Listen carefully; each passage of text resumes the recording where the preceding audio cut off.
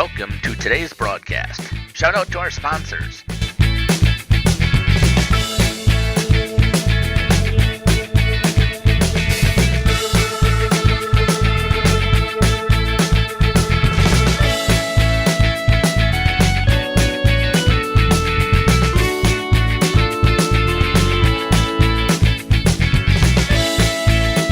And now for our broadcast.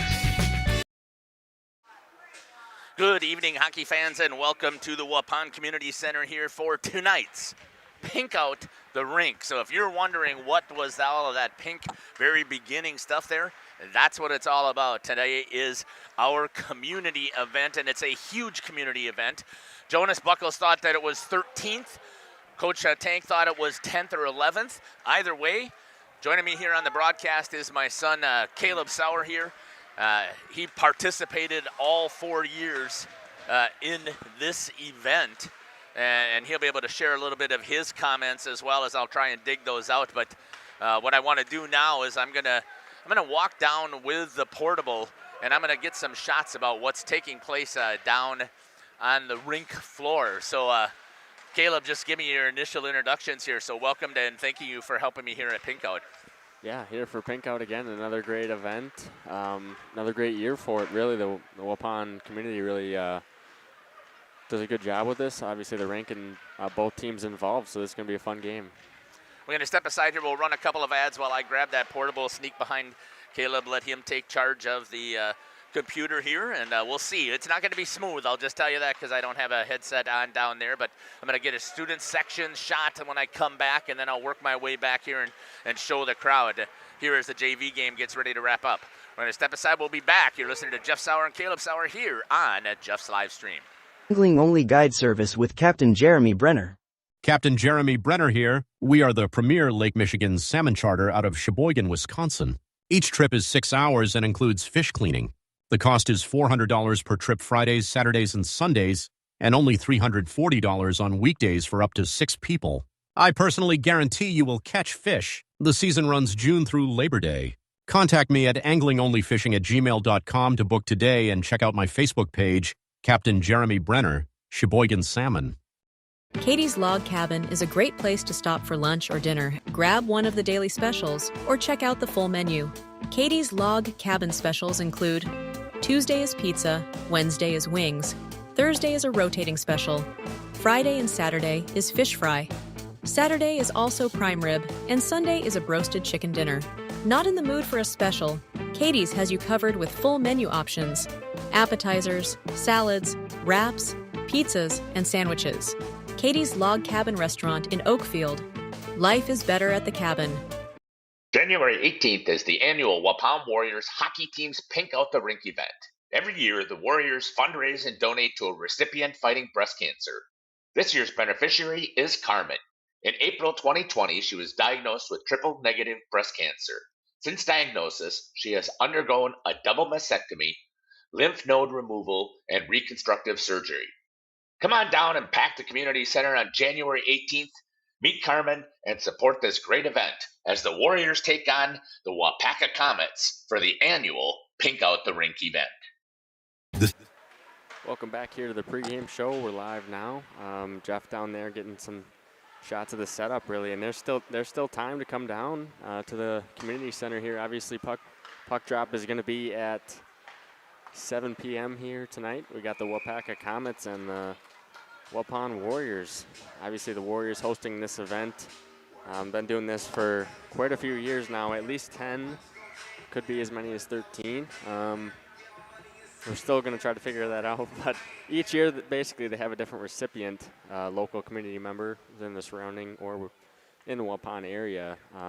That obviously all this money goes that's raised goes towards that. So there's raffles and the entry fee. They sold T-shirts as well, so baked goods and all that kind of stuff. So come on down. There's still time here to come down to Waupun Community Center again. The puck drop is at 7 p.m. We have the Waupun Warriors facing the Waupaca Comets here tonight, and thanks to Waupaca here for making the trek down. Obviously, not a easy drive. About an hour away, so good that they came down here on a Saturday and they're going to take part in this special event here at Pink Out the Rink. So you can see some of the fans, and there's still some room again. So come on out and come on down as well. Again, this is a great event, and for the seniors here, it's not necessarily senior night, but this will be obviously their last Pink Out game that they have. And you see Carmen down there, right there. She's the recipient tonight. We'll read more about her between periods, but you can see the rest of the fans. Obviously, live action right now is going to be the JV game is still going on. So Waupaca's leading Waupun right now 4-0 here in the JV game. There's again the Waupun Warrior crowd. See a lot of pink here, which is great. Again, the Waupun community really rallies and shows support for the people that need it most within the community. Obviously, anytime anyone's fighting cancer, it's a tough battle, uphill battle no matter what, and there's a lot of issues about getting treatment, and obviously the money plays a part in it as well. So we're glad to play our small role that we can here in this event, and lucky to be here and be able to put on this event for a great community. We'll be back after these messages here on Jeff's live streams. Athletic Booster Club is proud to support this broadcast. The CWC Athletic Booster Club is a not-for-profit organization made up of CWC athlete family members and friends of the school.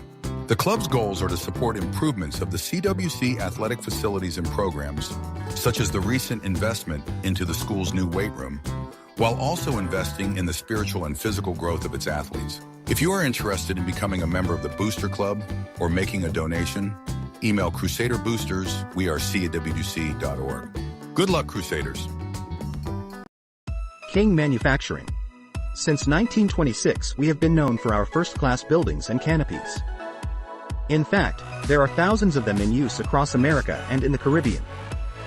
We have also produced and developed many other steel products for use in retail, commercial, and industrial applications, such as building fascia, loading racks, wall panel systems, and much more. Our design record attests to our dedication to quality and customer satisfaction. King Manufacturing, from design to completion. Call PT Tire and Service in Brandon, the automotive experts. Beat the Wisconsin snowfall. Stay charged this winter. PT Tire and Service, full service, batteries and wipers available on site. Call 920-346-TIRE. Put Christmas lights on your tree this holiday season, not your dashboard. Call PT Tire and Service to get those lights in the right place. Over 20 years in business and ready to service your automotive needs. PT Tire and Service, Brandon, 920-346-TIRE. Welcome back here to the pregame show. Let's talk a little bit about our opponent tonight here in the Waupaca Comets. And again, I want to thank them for coming here and participating in our Pink Out the Rink event. Let's take a look at their record. Currently 5-9. They're in the Great Northern Conference. They're currently 6th place. Great Northern Conference includes Tomahawk, who's ranked number 1 in Division 1. And you're going to hear Coach talk a little bit about that as I kind of give him that leading question. Also, you have Anago is in that conference. Medford is in that conference. That's Merrill. That's all part of that the conferences as well. Let's take a look at their records so far. So there is some crossovers that are here. Sean O'Bondwell is in there as well. So Waupun played Fox Cities, just beat them 5-4. So you got that comparable right there. Waupun played Northland Pines, and if I remember correctly, I believe that they also beat Northland Pines 5-3. Another comparison there is Appleton United. They just lost to Appleton 2-1, and Waupun, obviously, very first game or near the first game of the season, lost 3-2. So if you just look at that, it might be something that might be a little bit closer. But my understanding is that both teams are fighting illness so far here, and the bugs are going around, and it's the team that can weather the storm. And Waupun was definitely able to show, taking on the number 2 team from McFarland, about how well they were able to handle the illness and the death that they have as a team. Let's take a look at some of the statistics here for Waupaca. Leading scorer for the team with 14 goals is number 16, Cal Pry. Pry, it is. Okay, thank you very much. He's got 14 goals. Second lead scorer on the team is number 18, Nate Hines. He's got 10. And the third leading scorer is number 19, Thor Kalsted. He's got 5 goals. On the assist side, your leading assist maker is number 9, Colin Everett. He's got 16 assists. Second on the team is number 18, Nate Hines. And third on the team is number 22, Blake Schoenecker, thank you very much. Total points for the team. Leading the team is number 16 again, Cal Pry. He's got 19. Nate Hines with 18, and Colin Everett with 17. In net, Caleb, who's in net tonight? Number 3 will be Carson Jamieson. His current record is 2-2. He's faced 142 shots. He's saved 126 of those shots. He's given up 16 goals. That's 4.0 goals against average. He's got a save percentage of 88.7%. Round that up to 89. No shutouts on the season. As a team, the Waupaca Comets start out a little bit slow, trailing their opponents in 16-28. And when you take a look at their second period, they still are trailing 11-17. In the third period, they close things a little bit, 15-18, and they have lost one overtime game. That means they've scored 42 goals. They've given up 64. Looking at goals per game that they are scoring, they've scored 3, given up 4.5, almost 4.6. You can't win when you're giving up, obviously, more goals than you're scoring. They've had 52 power play chances. They've executed only on 11.5%. And we've talked about that before, about how that's not a very good percentage. When we start talking about power plays, you want to be about 25 penalty kills. That's 75. They've had 59 penalty kills. That means they've had more penalties than their opponents have had. They've given up 6 goals on that power play, or on the penalty kill, 16 goals on their penalty kill. That's a 72.9% penalty kill percentage. And again, the numbers we're looking at typically are 25-75. So Caleb, looking at those numbers there, what stands out to you here for Waupaca? Yeah, I mean, I think that their goalie, Carter Jamieson, is going to have to really play well tonight. Obviously, he's coming in here. He doesn't have the best numbers, but he's going to have to really step it up. And it looks like Gavin Hafferman has normally played most of the game, so I'm not sure what's going on there, but Coach wanted to switch it up. So my guess would be because it's a non-conference game, Waupun does that typically, or the opponents that they think that they will be less competitive with, they throw out your additional goalie to get some more experience time. And you experienced that as well when you were the starting goalie. You know, you had lost several games to the backup, which is, it's good. They work their tails off in practice as well, so they get that chance. So that would be my guess about what's happening in that situation there. Anything else stand out to you? Yeah, I mean, they're pretty even across the offensive side of things. Obviously, Cale Pry is their leading scorer, but followed closely by Hines and Everts. So I'm looking for some production out of those guys tonight. We're waiting for Waupun Warriors to hit the rink here, and it looks like they're coming out of their locker room wearing their all pink, and we'll get a chance to see them hit the ice here. I love this pink out stuff, Caleb, and you'll be able to talk more about that even if you already have, but this is my favorite thing. We're going to step aside here. We'll hear from a couple more of our sponsors, and then we will come back and we will go through our coach's interview here on Jeff's live stream. It is pink out the rink. You still have time to get down here to the community center. You saw all the baskets. If you didn't, go back and log in. Start back over. You see all of the community events here. 100% goes to our beneficiary, the SSM Health Breast Cancer Center Awareness, as well as Carmen Filing. We'll be back. Born from a single project, WDS Construction has evolved into a nationwide general contractor and construction management company. But we're so much more than that. The cold storage industry is experiencing high demand and low capacity. WDS is building goodwill from the ground up through customized solutions.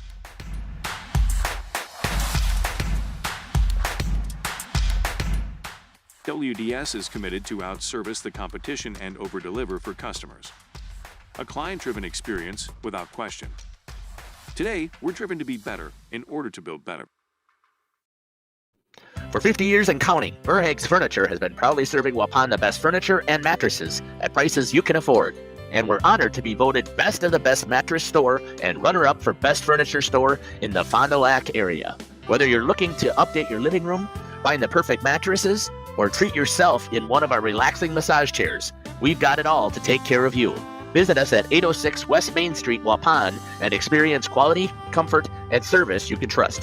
Visit our website at www.burhagsfurniture.com. Don't forget to like us and follow us on Facebook and Instagram to stay updated on our latest arrivals, events, and deals. Burhags Furniture Mart, 50 years strong, quality you trust, prices you'll love. Generations Lanes of El Dorado. Join one of our adult or kids leagues or bowl in our monthly Friday night tournament. Or get a group together for a family or corporate bowling function. We are more than just bowling. A great spot to bring your family for a meal. Awesome homemade pizzas and soups, as well as appetizers, wraps, and sandwiches. Daily food specials. Fish Fry Friday.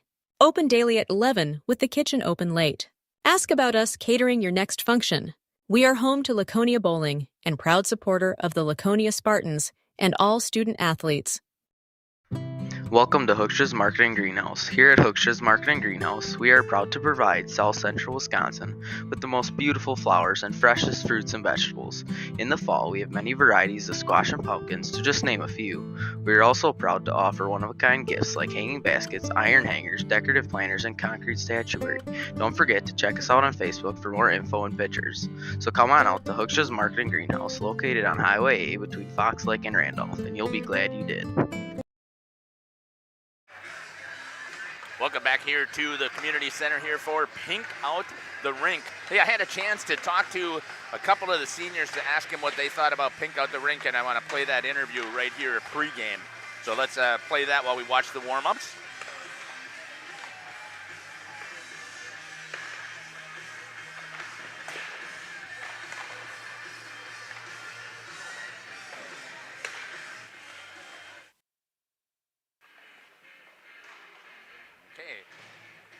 Well, it's not set up there to be playing it right now, so I'm going to see if I can bring it back in and see if we can get it playing.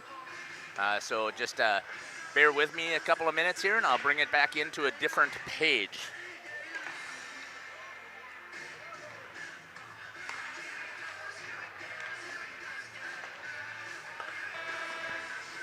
Welcome here to the pregame show for Pink Out Rink. Joining me now are the four seniors who have been in this program and understand the concept behind the Pink Out the Rink. First, I'll start out here with number 19, Dylan Pribino. Dylan, just talk to me a little bit about what this means to you as a senior, gone through this for, this would now be your fourth year.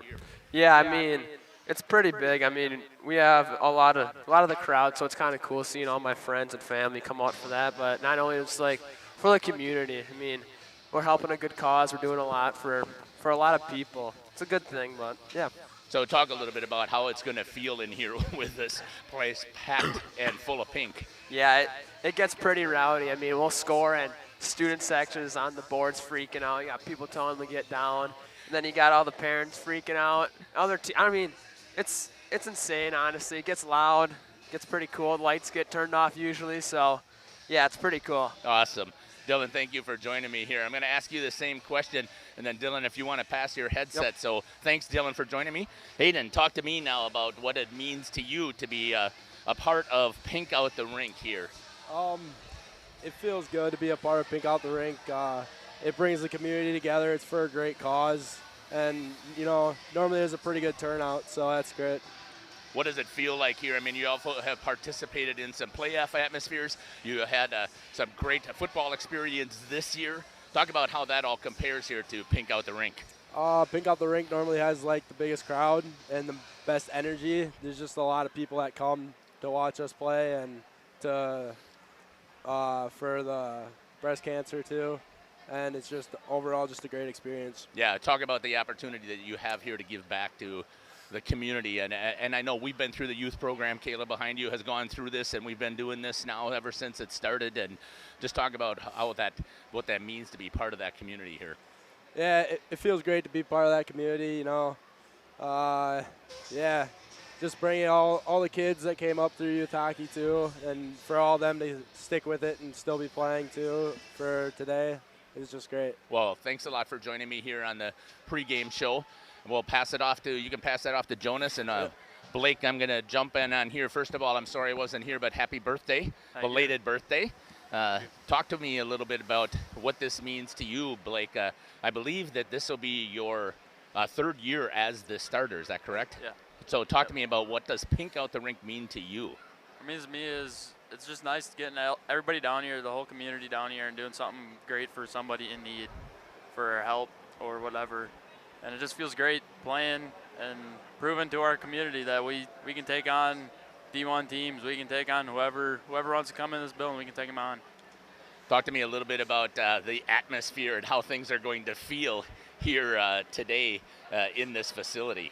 Yeah, Pink Out's always a big turnout, and it feels amazing. The energy's there, everybody's here, and you got the whole community behind you and pushing you to win. And when we're in tough times, like a few years we have been for Pink Out, and the energy, we build off of it, and we turn the game around and show them what we got. Thanks a lot here, Blake, for joining me here on the pregame show. Really appreciate it, and good luck tonight. Thank you, Jeff. All right. Jonas, you get to wrap us up here. So talk to me, Jonas, the same question I'm asking everybody. So tell me what Pink Out the Rink means to you. Well, this is, I think, the 13th year that this has been going on. I thought I was told the 11th, but it could be the 13th. Let's stay with that. So I think it's been the 13th. Okay. But I always remember coming down here. I think my dad started this all with, I don't know who the first Jonathan Schubert. Yep, the two of them did it all together, correct. It was awesome, really. We've been doing this for so long now. It's awesome to see how many people show up every year. I really would say the student section every single year is full. And even then, the stands in general are packed. It's awesome, really. Yeah, talk about that atmosphere and the energy that comes from seeing all of the pink here in the stands. You never really get it. You never really get the packed atmosphere, especially when in recent years, we haven't been the best team. I know going back, watching my dad's film of when he used to play, it was almost every game was like that. It's awesome to get it for one game or two games here and there. But Pink Out, you definitely see it. You definitely feel it. It's awesome to play. So you got that whole perspective from when you were a little one through this whole thing here. So talk about, if you can recall, how far back you can recall what Pink Out was and kind of how it's evolved now to where you're at as a senior. I wouldn't really say I remember too much, but besides for everybody showed up. It was awesome to see. I remember there was quite a few years where there was people along the boards just wanting to watch it. It was awesome. I don't remember a year where it wasn't full. Yeah, awesome. Talk about what this means to the community in general. I know in the years that we've had it, we have not had the best teams every once in a while. I would say we've been lucky with how many teams we've had that have been good. But even the years that we haven't had good teams, people still show up. They're not necessarily here to support the hockey part of it. And that's okay. We're here to give to a great cause, really. So that's awesome. Jonas, I want to thank you for taking the time to speak with me and to share your insights here on the pregame show. We'll be back here after these messages here on Jeff's Live. When my husband passed, I needed direction on my finances. I felt like I was starting from a blank slate. Thrivent came into my life at a time that I really needed it. Thrivent helped me feel confident and create opportunities to be more giving. I think my husband would be very proud, but I'm proud of myself because I've educated myself and I kind of learned that maybe I could have been doing this all along. Jonathan Leonard, Thrivent Financial here in Waupun, serving the local communities. Thanks. God bless. Katie's Log Cabin is a great place to stop for lunch or dinner. Grab one of the daily specials or check out the full menu. Katie's Log Cabin specials include Tuesday is pizza, Wednesday is wings, Thursday is a rotating special, Friday and Saturday is fish fry, Saturday is also prime rib, and Sunday is a broasted chicken dinner. Not in the mood for a special? Katie's has you covered with full menu options: appetizers, salads, wraps, pizzas, and sandwiches. Katie's Log Cabin Restaurant in Oakfield. Life is better at the cabin. The CWC Athletic Booster Club is proud to support this broadcast. The CWC Athletic Booster Club is a not-for-profit organization made up of CWC athlete family members and friends of the school. The club's goals are to support improvements of the CWC athletic facilities and programs, such as the recent investment into the school's new weight room, while also investing in the spiritual and physical growth of its athletes. If you are interested in becoming a member of the Booster Club or making a donation, email crusaderboosters@cwc.org. Good luck, Crusaders. Welcome back here to the pregame show. Joining me now on the show is the head coach for the Waupun Warriors hockey team, Nick Tank. Coach, welcome to the show. Yeah, thanks for having me again, Jeff. Pretty excited about this opportunity here because this is one of my favorite nights ever for Waupun hockey. But we'll talk about that shortly here. You guys had some illness rolling through the team on Thursday when you played against the number 2 ranked McFarland Spartans, but boy, did you put up a contest. So just talk about that. Yeah, it was, we had a combination of things going through the locker room, a lot of guys out sick. And, I thought we played that game with only one varsity forward who happened to be a freshman. And I thought our kids did a great job. The ones that got called up and were asked to play some varsity minutes that haven't been put in that position yet did a great job. I mean, it was 0-0 after 2. I couldn't ask for much more than that. The kids they worked hard. They went out there. The bench was short, as you could see. But, yeah, they did a fantastic job. I was super proud of their effort. If I recall correctly, again, I was not there, but I think I saw stats outshot 2-1. So just talk about your defense and how well they were able to shut down the number 2 team. Yeah, it was, it started in the back end with Blake. Blake played phenomenally. It was his birthday, so maybe not the present you're looking for, 50-plus shots, but he did a great job. He was seeing the puck well, and and then on the back end, we did have some of our normal defensemen back there, and I thought they kind of dictated the game. Once we had possession, everything pretty much went through them. Which I guess is not considering the guys we had out there. But, all in all, it's just reflecting upon it. I think I really like our chances when we have our full strength team going against those guys. So we'll see them again in February. Yeah, I think you will as well, because, again, that was a great showing that you had there. Talk a little bit about tonight's event that we have going on here. As I said, talk about Pink Out in general, and just all of the stuff that surrounds Pink Out. Yeah, so it's been going on for over a decade now. So it's been part of our tradition for a little while. It's a great night. It's a way to support a community member who's been battling cancer. It's a way for the Hockey Association to give back, and a chance for the community members to get in there, come to the rink, and help support somebody in the community that is in some need of support. So it's just all around, it's just a great event. And usually we're able to raise quite a bit of funds for the recipient, which is awesome as well, to lighten the load off of them. So yeah, it's just a great event, and our community does a great job of supporting it. I can't even speak to how awesome it really is with the community support that we have in relation to this event. Yeah, even my live streaming stuff does not do it justice with all of the energy, all of the pink that is around the rink. I actually went down to set up early here after I finished our basketball, and wow, the rink just looks phenomenal. And as you said, the community does such a great job of helping raise funds it's such a great donation event. Talk a little bit about you did not have the opportunity though to play in a Pink Out game, correct? No, it was started a couple years after my time, but I've coached a handful now, so it's the atmosphere is pretty unmatched in terms of, it's as close to a playoff hockey game as you can really get. So Talk a little bit about, so do you know much about Carmen?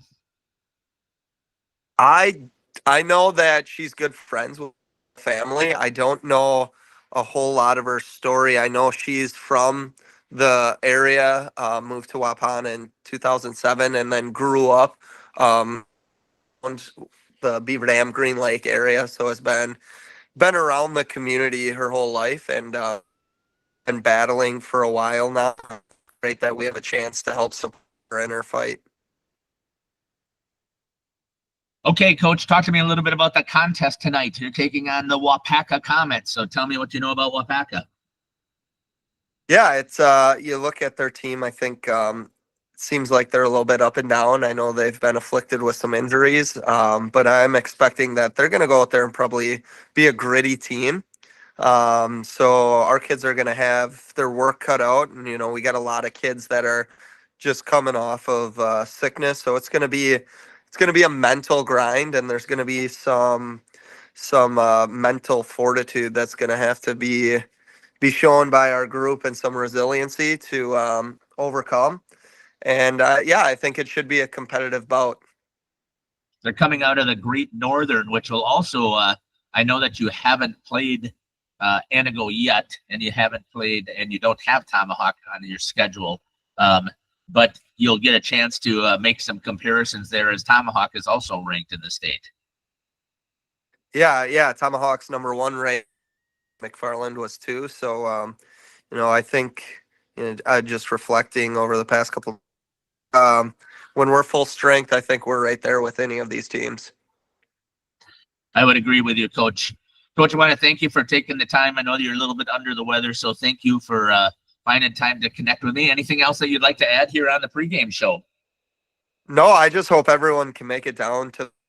Going to be a great atmosphere. There's a lot of raffle baskets, some really great prizes. Our families have put in a lot of work for this event, so I hope the community shows out with their pocketbooks and in support.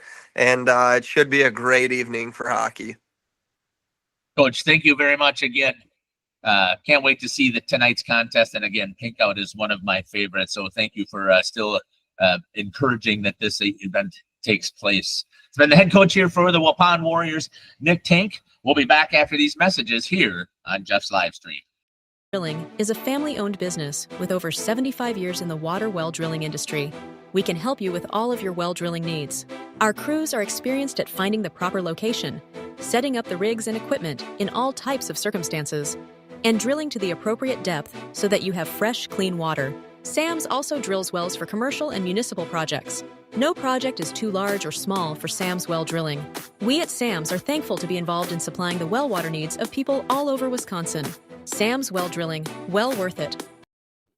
Friday, January 31st is going to be a special night as the basketball teams and fans of Central Wisconsin Christian, Hildesford, and Johnson Creek join forces for Hoops for Hope, a night for cancer at the CWC Gymnasium. Several activities will be taking place to raise funds to support 2 area families battling brain cancer. CWC Director of Advancement Greg Zonefeld and CWC 2014 alumni Jared Rignaris. We know that cancer has touched many of our lives in some manner and want to invite you to partner with us in making this a very successful evening of hope. Check out the CWC website for further information. January 18th is the annual Waupun Warriors hockey team's Pink Out the Rink event. Every year, the Warriors fundraise and donate to a recipient fighting breast cancer. This year's beneficiary is Carmen. In April 2020, she was diagnosed with triple-negative breast cancer. Since diagnosis, she has undergone a double mastectomy, lymph node removal, and reconstructive surgery. Come on down and pack the community center on January 18th. Meet Carmen and support this great event as the Warriors take on the Waupaca Comets for the annual Pink Out the Rink event.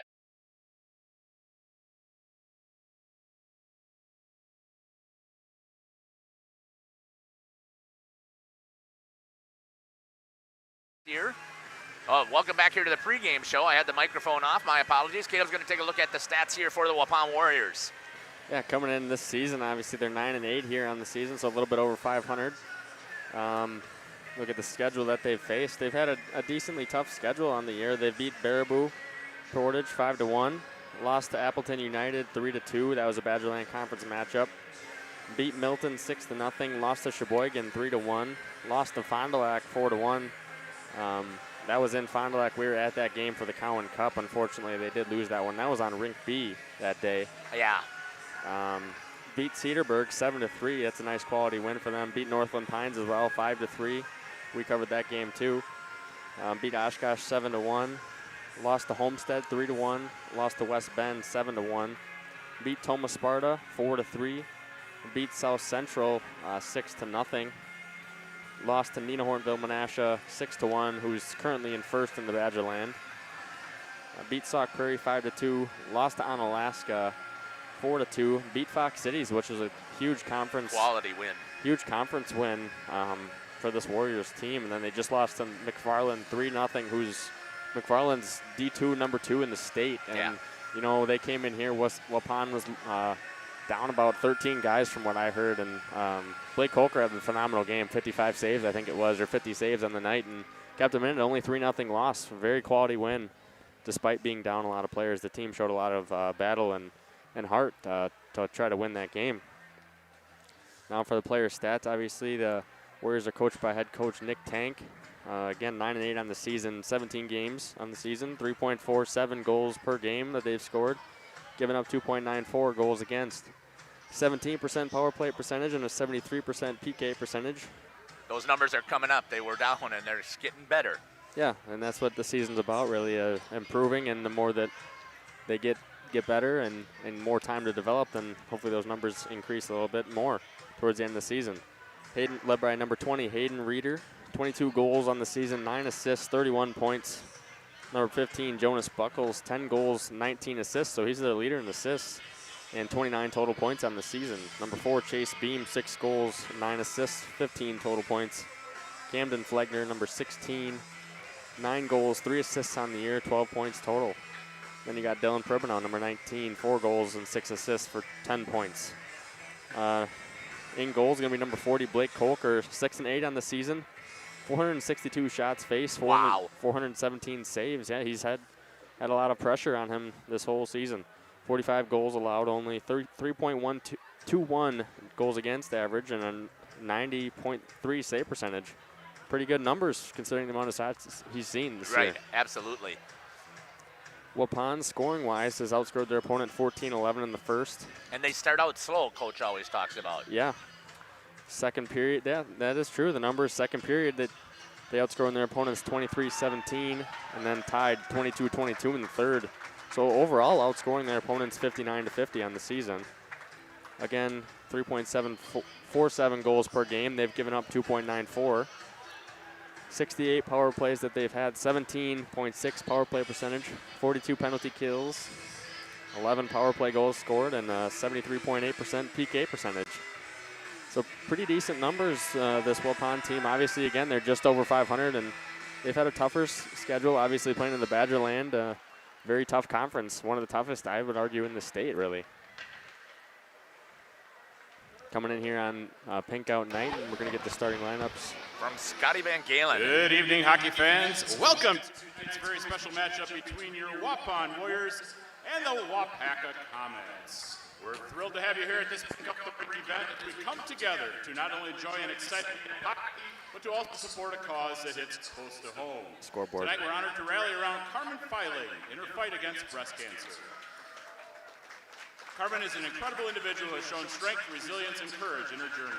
Let's give Carmen and her family a huge round of applause to show our love and support.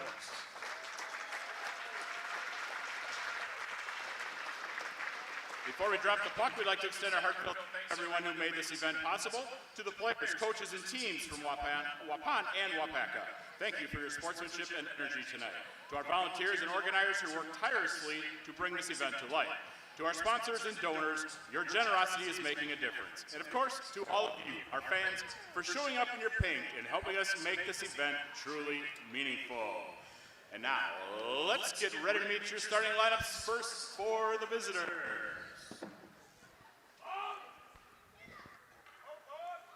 At defense, a senior, number 14, Corey Elnich. At defense will be number 14, Corey Elnich. I'll let you take it, Caleb. Okay.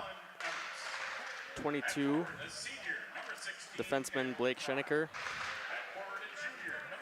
Forward number 9, Colin Everts. Defenseman number 14, Corey Elnich. Forward number 16, Cale Pry. Obviously defenseman, like I said, 22, Blake Schenecker. Forward number 40, Thomas Teal. And in goal is going to be number 3, Carson Jameson. Here come the lineup for the Waupun Warriors. Sophomore number 18, Brock Reeder. Defense number 19, Dylan Pribino. Forward number 7, Colton Postotnik. Forward number 15, Jonas Buckles. And another forward, number 20, Hayden Reeder. And in net's going to be number 35 tonight, Blake Coker.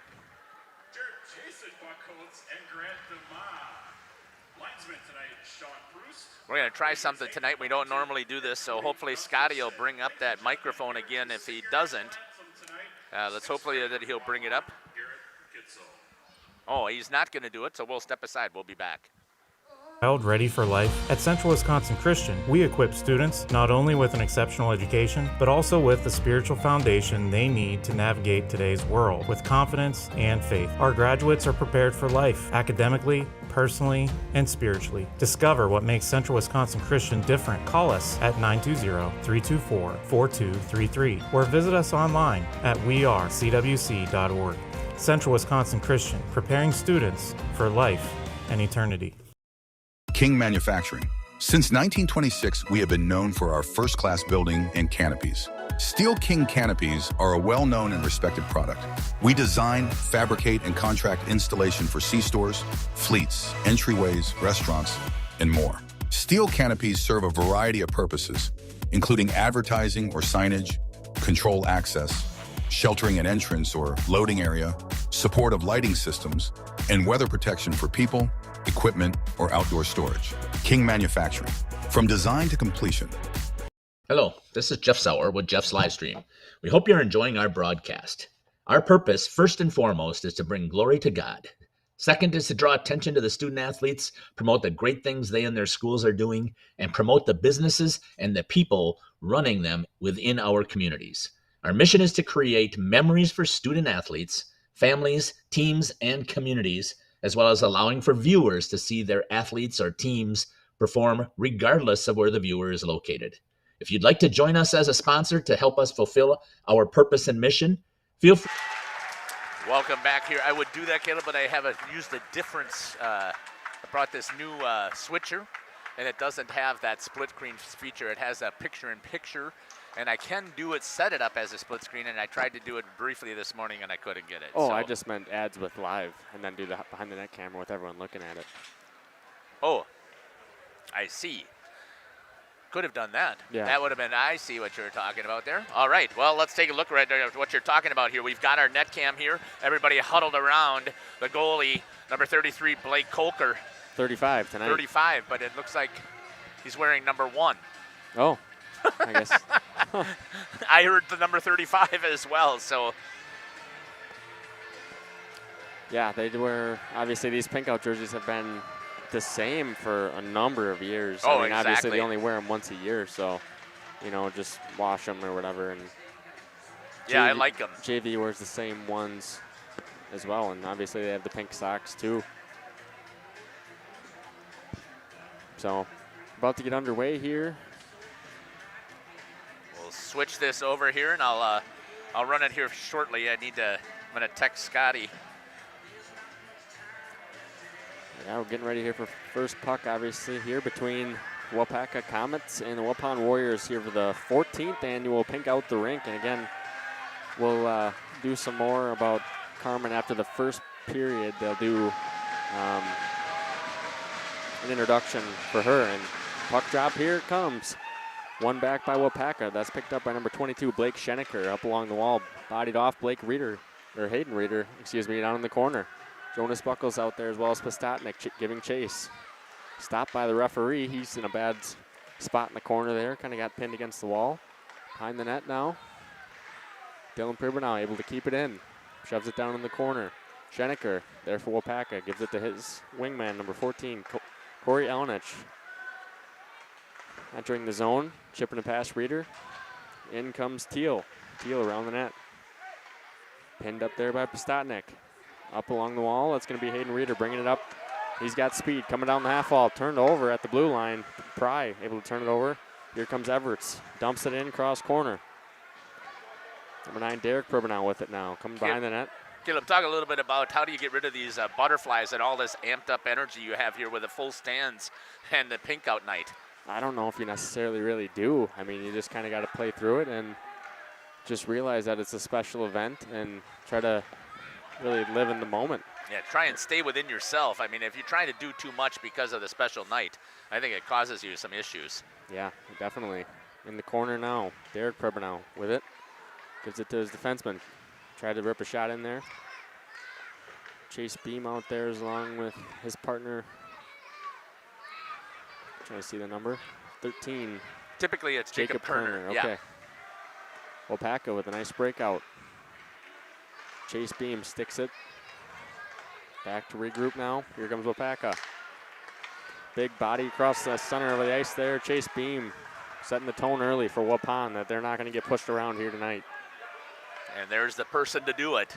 Yeah, definitely. Chipped out now. Pribanow picking it up. Dylan dumps it down deep. So we picked up the air by Arnold. Abold, excuse me. In the corner. Breaked out. Pribanow not able to keep it in. Lay in the body as well. Around the net now. That's going to be Brock Reeder. He has it in the corner. Picked up there. Dumped down deep. That was number 9, Colin Everts. Behind the net, Dylan Pribanow again.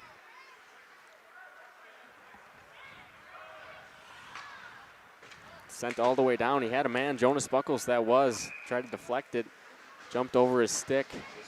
It's going to go all the way down for an icing. Come all the way down. Again for icing. 14:26 left here in the first period. Obviously, we're just getting underway. Pink out the rink, 14th annual. One back by the Warriors in the corner now. Camden Flagner giving chase behind the net. Sticked aside by Blake Colker. That one is chipped dangerously up over the top of him. Yeah, I don't think he saw that, Caleb. No, not on the second shot there. Definitely not. Along the half wall, Schenecker backhands it. Kept in the neutral zone. Waupaca looking to dump it in. There's Pry. Pry has it. In the corner, bumped off the puck. Chase Beam picks it up behind the Warriors' net. He's going to flick it all the way out. Schenecker knocks it down, but that goes to the Warriors. Number 17. Who's wearing 17 tonight? 17 is Hunter Fromholz. Okay. Oh, that is normally. I should have known that. My apologies to Hunter. Picked up by Reeder. He's going to wheel all the way around the net. Looking for someone. He finds Kerner. Kerner rips a shot all the way through. That's off the pad. It's still loose in front. Battling forward, the Warriors are. Threat has been eliminated. Chase Beam fires a shot on net. The Warrior down in front. I think that's Jonas Buckles. I think it is. Slowly getting up. Chipped out there. Number 15, Pry, giving chase for Waupaca. 16, excuse me. Chase Beam on him. Tipped, that was Kalistad. Turned over, here comes Pastatnik. Pastatnik up, that's tipped off of number 22, Cameron Krenz. He's giving chase as well.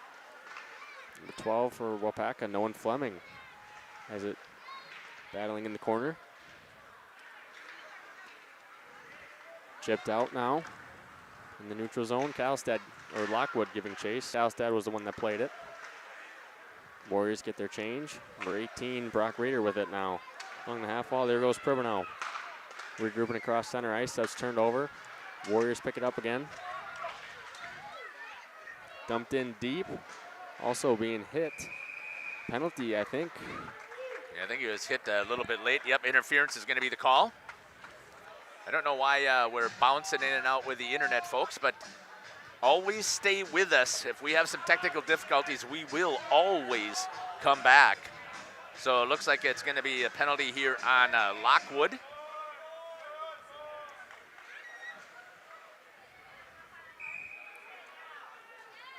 Two minutes. Interference. Interference, there's the call. Warriors going to go on the early power play here. See if they can capitalize. Beam has it along the wall. He's left alone. Shot off the stick of Jamison. Jamison able to turn it aside. Kind of left Chase Beam all alone, and he was able to walk in the corner now. Jonas Buckles is hit from behind, pinned against the wall. He goes down. Here comes Pribanow in there for support. And they have the penalty. I don't think they're going to blow it yet. Warriors have it. Give it to him. You give it to them, and then you have the 5-on-3 power play for longer. Instead, they keep it. The Warriors still attacking. Beam in front. He's going to rip a shot in the goal. Number 4, Chase Beam. Celebration in front of the students.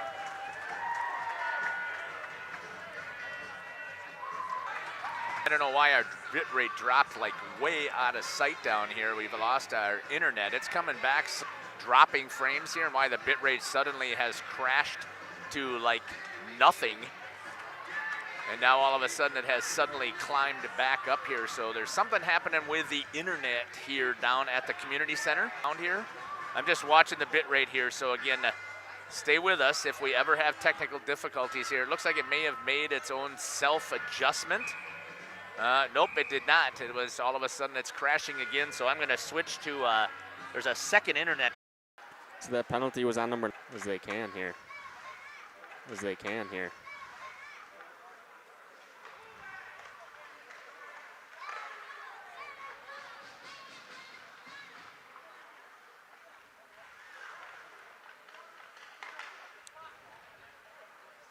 Well, so far it looks like to me that that new internet cord, the other one, is holding here. The reason I haven't used it previously in the past, I mean, it's still bouncing, but not bouncing as bad. So again, always stay with us. My apologies that we lost those few minutes here, but Caleb, why don't you give us again where the penalty is and what's happening here? Okay, well, do you want to run it then? Yep, I got the camera, thank you. The penalty was on number 91, Parker Saunders for Waupaca, checking from behind in the corner there. That was that hit that you called on Jonas, right? Yeah, in the corner there. And then on that, when there was the delayed penalty, Chase Beam scored the goal, power play goal as well for the Warriors, assisted by number 13, Jacob Kerner. So I believe we caught the goal. We just didn't get the full penalty here.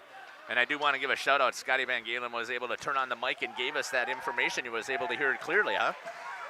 Yeah, definitely.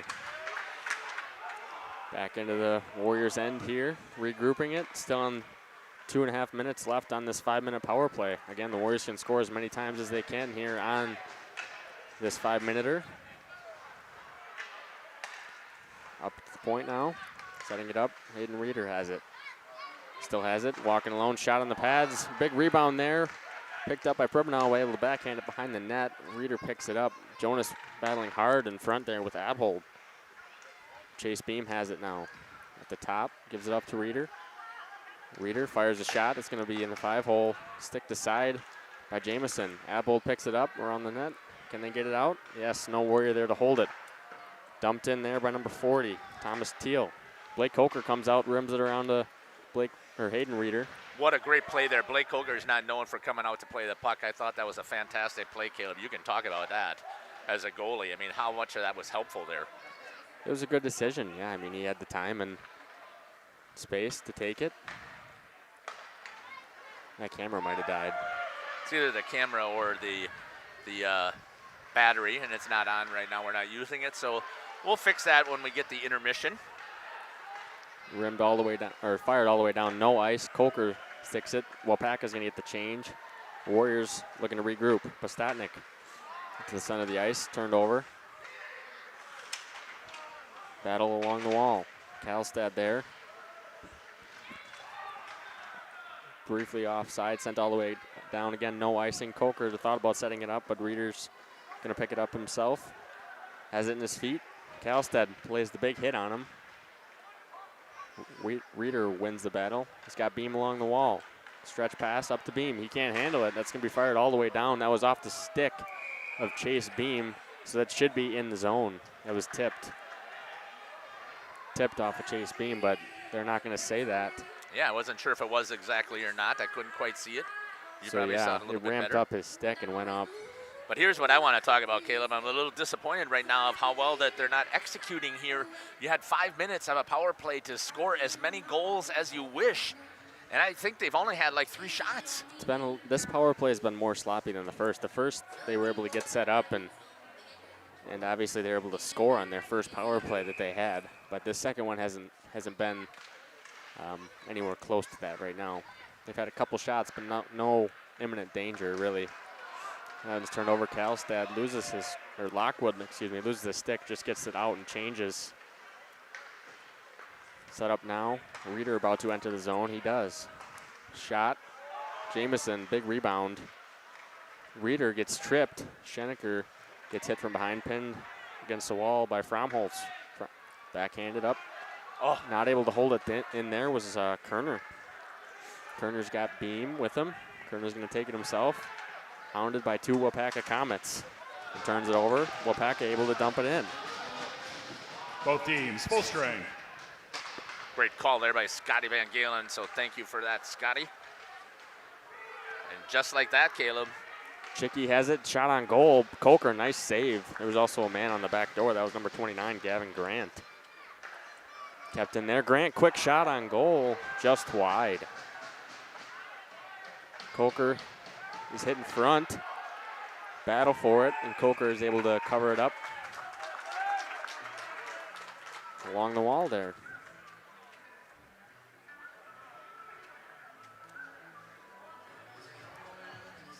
His helmet now.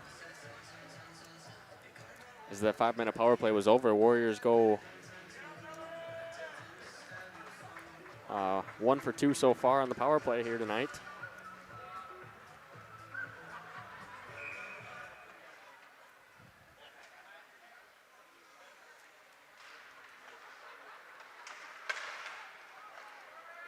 One back in the corner. Battle for it along the wall. In the zone. Dumped in. There's Grant. Grant turns it over. Warriors able to rim it up the half wall. Able to break it out, but not cleanly. Schenecker has it. Turned it over to Fromholtz. Battling now. Picks it up is Camden Flegner. He's going to enter the zone. Sent out immediately by Waupaca, but it hits off Everts and goes back into the Waupaca zone. Gives it up back to Everts, gets it out. Not able to keep it in. That was Dylan Pribnow. He turns it over. He gets a shot on net. Jamison steers it aside. He's looked kind of shaky here tonight. He's made some saves, but he's had some bad rebounds so far. Yeah, he's not the starting goalie, as we know that. But here's an odd man rush coming, Caleb. Here comes Teal. Has it along. What a knocked off the defensive stick. play. Into the corner. No threat now. Here he comes, walking behind the net. Forced outside by the Warriors. Nice defense there. Back up to Abhold. Abhold's going to fire a shot. Turned aside by Hayden Reeder. Nice block by him. Able to get the stick in the way. Jonas Buckles battling with it. He comes out with it, and he's going to have a break here. He skates across the neutral zone. Able to get it in cleanly. Fires a backhander, stick aside by Jamison. Kostotnik there, battling for it still. Beam not able to keep it in. Here comes Pry. Pry coming in. He makes a move around the defender, gets a shot off the shoulder post area of Coker. Great job there by Blake Coker to hold that post. Now behind the net, Reeder has it. Still trying to get it out. He's able to get it out. Waupaca gonna dump it in their own zone and try to regroup here. Abhold has it. Rims it around. Camden Flegner pinned along, but able to keep it in. That's shot and no goal, I think they said. That was on me, folks. I was trying to adjust because my camera, I could see the cord was coming out, and that's why it glitched. So no goal on that shot. The crowd thought that it went in.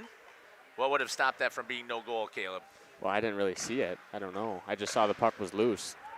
That's why I said no goal. Yeah. The Coker official could have blown the whistle, right? rims it around. Schenecker dumps it right back in. Coker sticks it aside in the corner. Pribanow is battling Lockwood for it. And Warriors able to get it out. Schenecker now heads it, turned it over. A lot of turnovers here early in this first period, both teams. Coming in now, that's Hunter Fromholz. Keeps it along the outside. He's hit, loses the puck.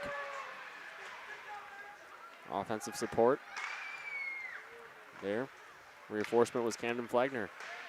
Battling for it still was Flagner and Fromholz. Kept in there, fired it wide. It's going to get out of the, no, held in there by number 13, Jacob Kerner. Hayden Reeder with it. Steps out, finds a man on the back door. That's Posodnik. Posodnik in front, off of Jameson's pad. Turned to the side.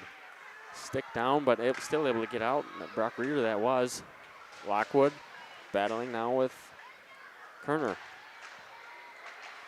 What a great chance that was there on that attack. He had a really nice chance there. Good pad save by Jameson. There's Posodnik with the threat for the Warriors. I think that was the right play, though, Caleb, right? To try and do the pass off pad to try and get it out to somebody out front with him. Yes and no. I mean, he was on basically a breakaway in front. So looking at a elevation, go over the shoulder, blocker side. I'd more say try to go for the goal there. Yeah, okay. Instead of trying to pass it, but definitely Beam with it now. In the corner. Warriors able to break it out really cleanly, but not able to handle it. That was number 22, Cameron Krenz. Dumped in now. Battle for it along the wall. Neutral zone. Derek Pribanow has it. He's going to take it around the outside. Drops it off to Flagner. Flagner shoots one off the blocker of Jameson. Jameson with the save there. Derek Pribanow has it, just dumps it back in as he was looking for a change. Offside the call. I thought that was a pretty smart play, actually, there by Pribanow to dump it back in, but trying to get out of the zone was Flagner, who was down in there deep. Yeah, Pribanow, good awareness there as he was going off for the ice for the change, really. Right. And able to dump it back in, but the rest of the Warriors didn't realize that it was offsides. Battle for it now. That's Alex Fisher's first shift of the game that I've seen. Now Jonas Buckles. Teal has it. Waupaca settles it down into the zone. That's Ellenich. Behind the net. Pribanow has it along the half wall to Fisher. Fisher able to skate it out of the zone. Just decides to dump it in, and Reeder and Buckles are going to give chase for the Warriors. Jonas not able to keep it. Reeder with it, still battling for it. Shot, stick down. Jonas Buckles, they're going to say high stick. Oh, I thought he almost had a great tip there. It was a good tip, yeah, definitely. I don't know that I didn't see the stick. I mean, you'll have to look on the instant replay. I didn't see it above the crossbar. Yeah, it's tough to judge the height up here. Hey, I'm going to run down right now. Caleb's going to finish making the call here and running the camera here. So it's going to give me a chance to actually get down here with the portable, and we'll give me a chance to also check in.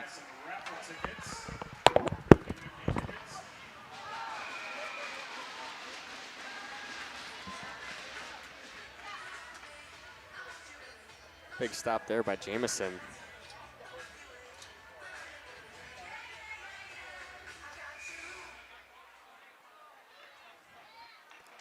In the corner.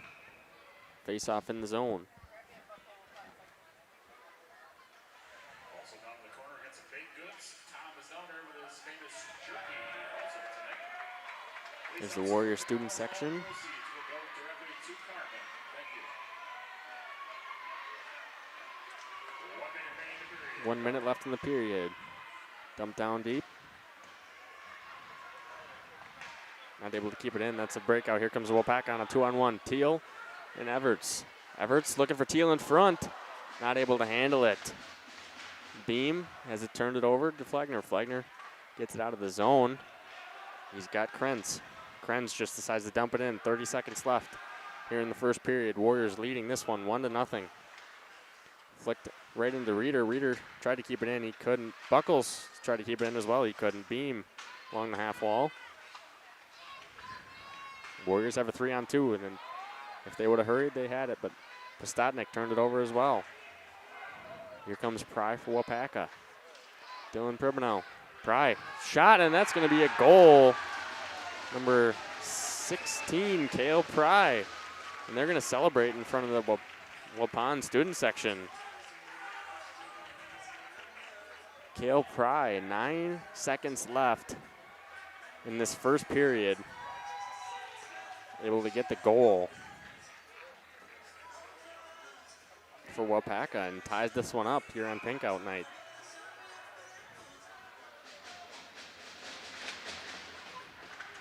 Settle down. It should do it here for this first period as Lockwood has it. Waupaca goal. Second period. Scorer number 16, Kale Pry. Unassisted. Pry unassisted at 16:51. Pry unassisted, they say.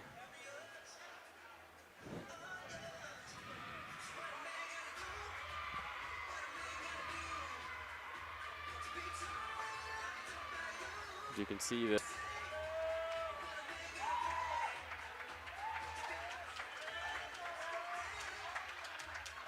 kind of quiet now as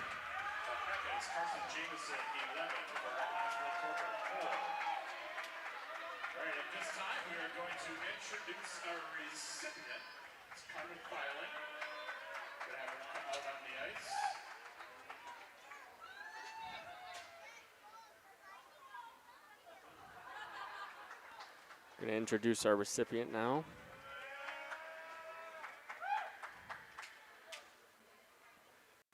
Carmen Filing being walked out onto the ice.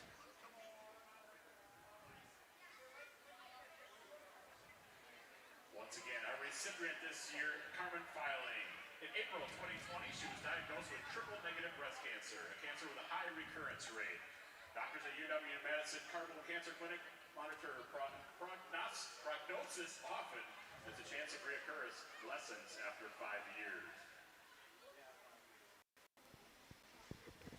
When she first discovered a lump, which was shocking and surprising, it was at the height of the COVID pandemic. This was extremely scary, as she had to attend most appointments and surgeries alone due to COVID restrictions.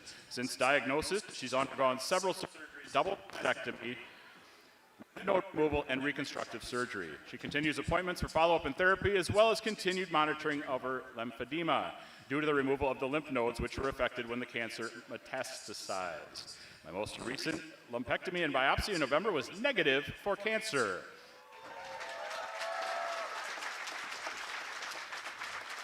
She's almost to her 5-year mark since the start of her fight against breast cancer, a fantastic sign. She will continue to attend therapy and doctor appointments as the fight against breast cancer is just that, an ongoing fight. Carmen Filing! She's out there now with Caden Reeder and Dylan Pribino, 2 seniors for the Warriors. At this time, we're going to have something a little special tonight. Youth Director at Trinity Church is going to offer a prayer. This is Corey Rice.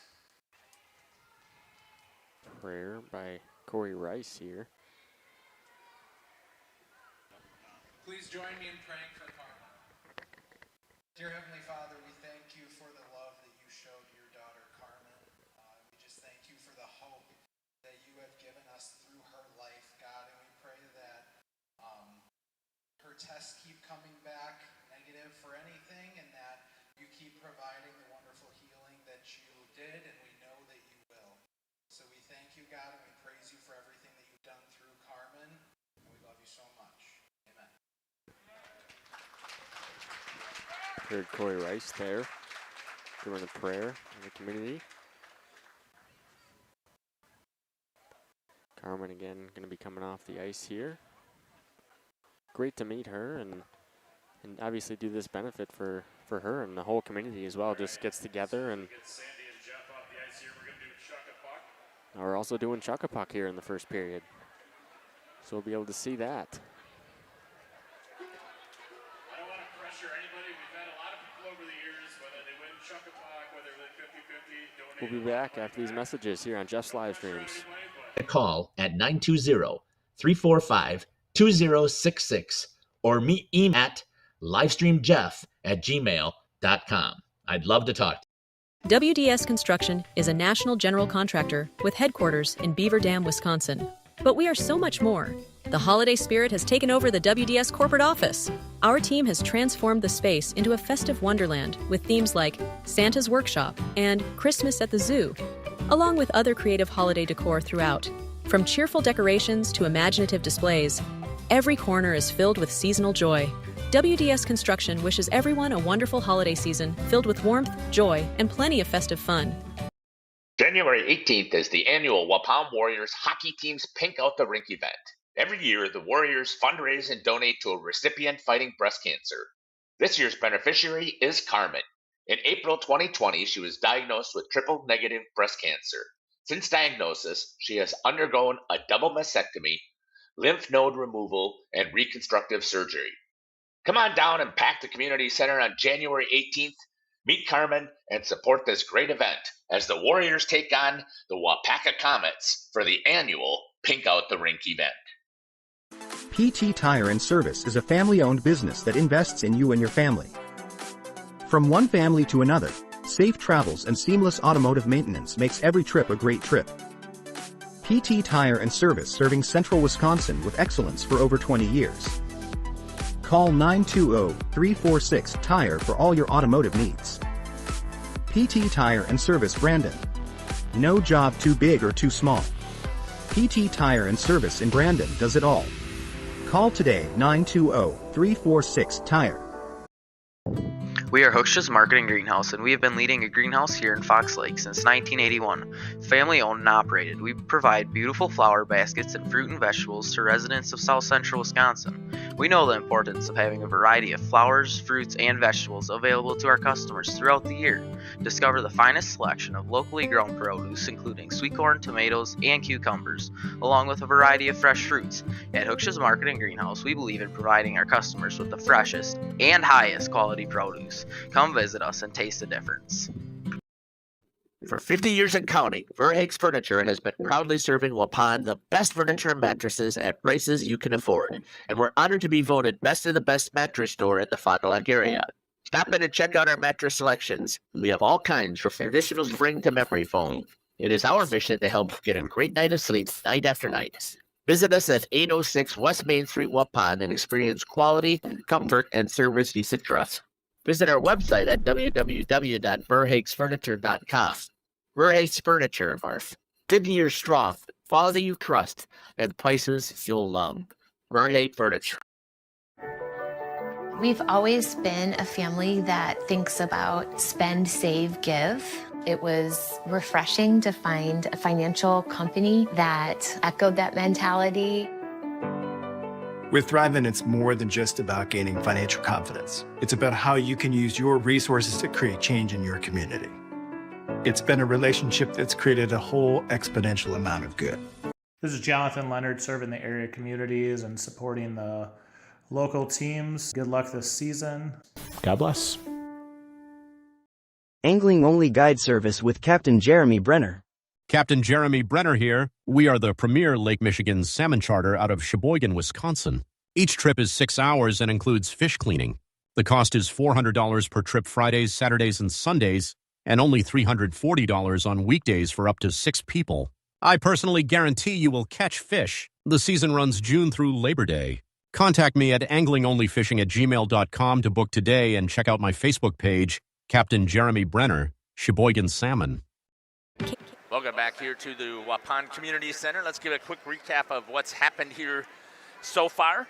Not a lot of scoring action, obviously, here. The score is 1-1 and a couple of penalties here. So let's take a look at for Waupun scoring on the power play at 11:53 on the clock. So we don't usually do a lot of run time here because most people don't understand what that is. So we usually typically are doing on the clock time. So each period is 17 minutes. You want to figure it out yourself, you can figure it out. So at 5:07, Number 4, Chase Beam with the assist to number 13. Jacob Kerner scores first for the Waupun Warriors and puts them up 1-0. That penalty came from number 7, Colin Lockwood, with an interference at 12:32. And then the penalty, actually, there was a check from behind that was called on number 91, Parker Saunders, at 11:53. So it went on the clock after the goal is scored, but it actually took place before that. And Caleb was talking about that before, about how you should make sure that they should have given the puck and done the 5-on-3 as long as they possibly could have, instead of scoring that goal, which then released the person out. But you got to take the goal, obviously. Yeah, they'll take the goal. It worked out for them, which surprisingly. But again, yeah, normally when it's a 5-on-4 and then there's another delayed penalty, you want to let the other team touch it right away to get that 5-on-3 for as long as possible. Yes, for sure. And then the Waupun. Oh, sorry, I had the. We'll zoom this out here, and then I'm going to have to go down and check the battery on that other camera there. But that check from behind, that's a 5-minute major, meaning that Waupun could score as many goals as they want, and they were not successful. Plus, it was a 10-minute misconduct too, I believe, because they had 2 guys in the box. Yeah, I think a check from behind is an automatic 5 and a 10. Yeah. So anytime that you have a penalty like that requires a major is automatically considered to be a misconduct. So they ended up having to spend time in the penalty box, and Waupun could not capitalize on that. Then with 9 seconds left here, I didn't get to see it either. I was down on the floor waiting to get the shots of the crowd with the kids in the students section, and all of a sudden I hear, "Oh no!" And there's the puck behind Blake Coker crossing the goal line, and with 9 seconds left, scored by number 16, Cale Pry, unassisted at 9 seconds. And that's why we're sitting here at 1-1. Caleb, we'll step aside here. We'll run some ads. I'm going to see if I can change those batteries. We'll run it for about 3 minutes, and then we'll come back. But here's what you have to do, folks. John Steinmetz, thank you for putting in there, asking and putting the thank you. But we had 49 people logged in here to watch this contest. This is pink out. This is one of those memory types of games that's there forever.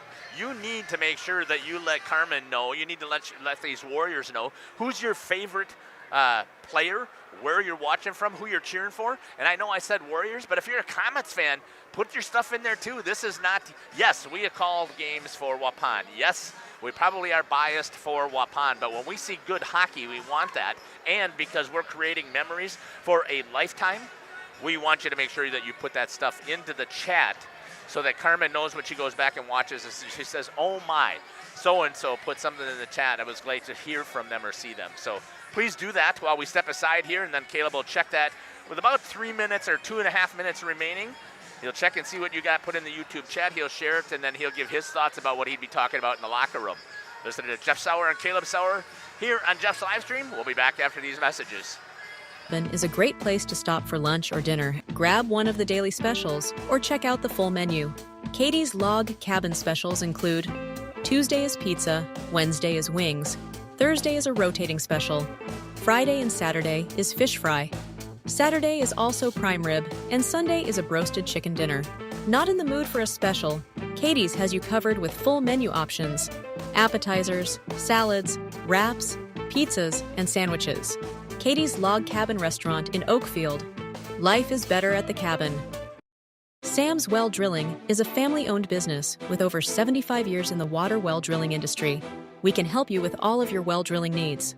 Our crews are experienced at finding the proper location, setting up the rigs and equipment in all types of circumstances, and drilling to the appropriate depth so that you have fresh, clean water.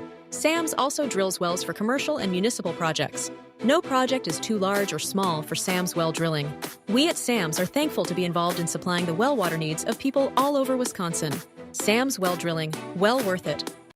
The CWC Athletic Booster Club is proud to support this broadcast. The CWC Athletic Booster Club is a not-for-profit organization made up of CWC athlete family members and friends of the school.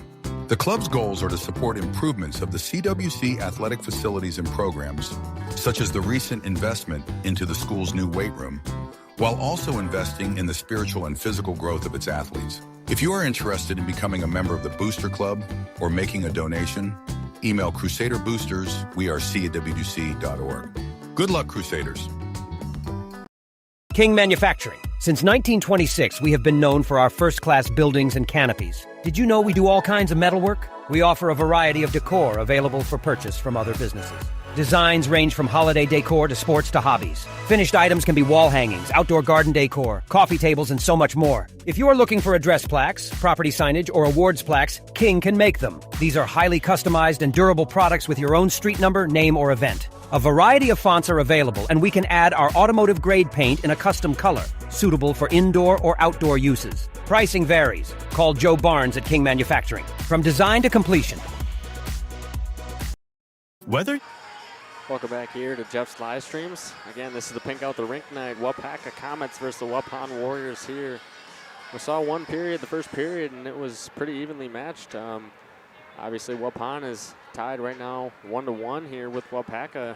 It's a pretty special night here. We're honoring Carmen filing, and 1-1 so far. Scoring for the Warriors was number 4, Chase Beam on the power play, assisted by number 13, Jacob Kerner, and scoring for Waupaca was number 16, Cale Pry, unassisted for Waupaca. So again, 1-1 here. Shots 11 or 12 to 5 actually. Waupun has 12 shots on goal.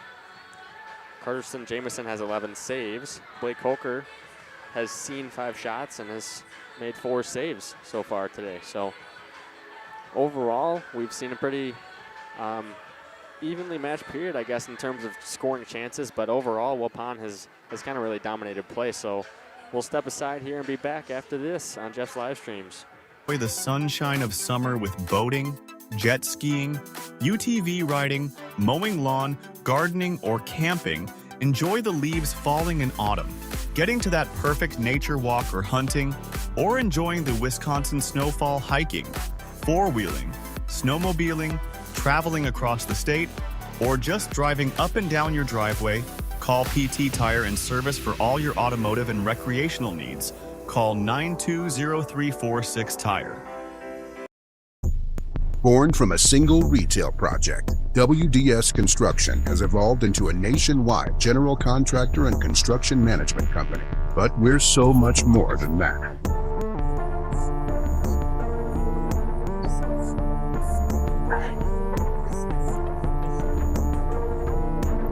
Retail is changing, and it's changing fast. No matter where you are, what you do, or how you sell products to your customers, we're with you every step of the way to lay the groundwork for whatever lies ahead. Building trust through results, and our commitment to provide a customer-driven experience without question. With 4 generations at the foundation of WDS, we've built a reliable client base and a passionate team to bring big-time experience, commitment, and satisfaction to your next project. Because we are built to build better. Welcome back here to the Waupun Community Center again. We got the Pink Out the Rink night here. We got Chris Gitzel in the chat saying, "Let's go Warriors," watching from Jefferson, Wisconsin. Awesome. Thanks for tuning in, Chris. Glad you're able to watch from there. We've seen you on some streams in the past. Thanks for putting that in there. The kids, again, will go back, as well as Carmen, and the whole community can go back and see this event at any time on Jeff's live streams. Doing a one-man crew right now, so don't know if I'll be able to do play-by-play as much. Jeff trying to fix some of the cameras.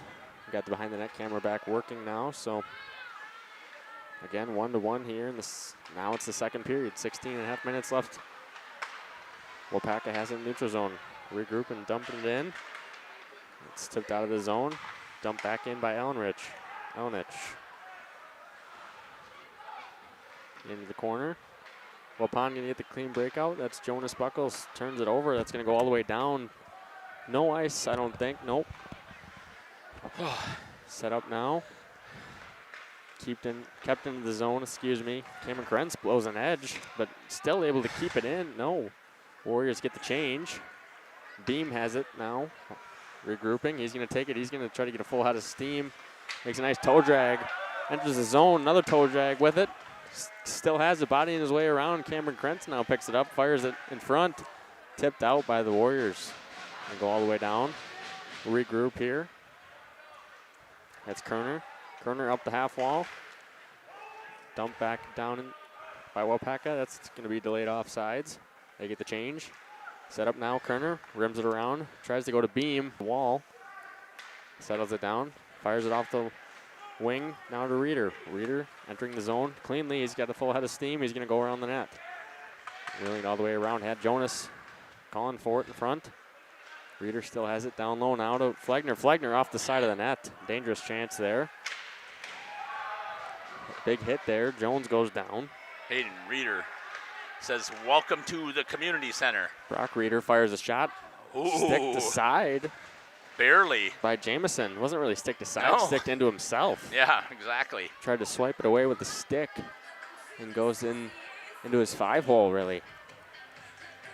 So Jamison able to. We had one more chatter in there if you want to read it. Yeah, I will. I saw Chris Gitzo was in there. I got her. Watching from Jefferson, so thanks for putting that in there, Chris, letting Carmen and everybody else know that you're watching the Pink Out the Rink 2025 14th annual. Zone now. Not able to keep it in. That should be a delayed offsides. It is. Regroup, no. Grant giving chase. Waupaca sticks it aside off the side of the net. Dylan Pribanow has it on his forehand. Wheeling up the middle. Gives it up to Reeder. Reeder in front. Able to get it in the zone.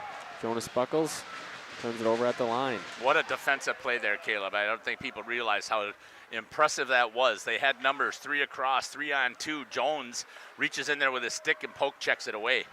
Yeah, good defensive play. Good tight gap there by Jones and Waupaca. Again, we are definitely Waupanites, Warriors. But when we see a good play like we just saw there, we got to call it out. Because not only that, we're hockey fans. Pribanow rips one off the stick of Jamison into the corner, picked up by Derek Pribanow. He's hit from behind.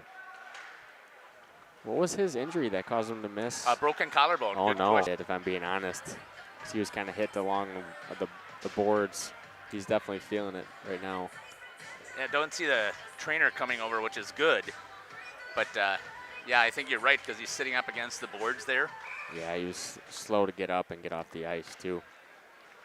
Unfortunately. Shot on goal, another save by Jamison. Jonas Buckles picks it up. He's hit off it. 2 defenders on him. Picked up there by Teal.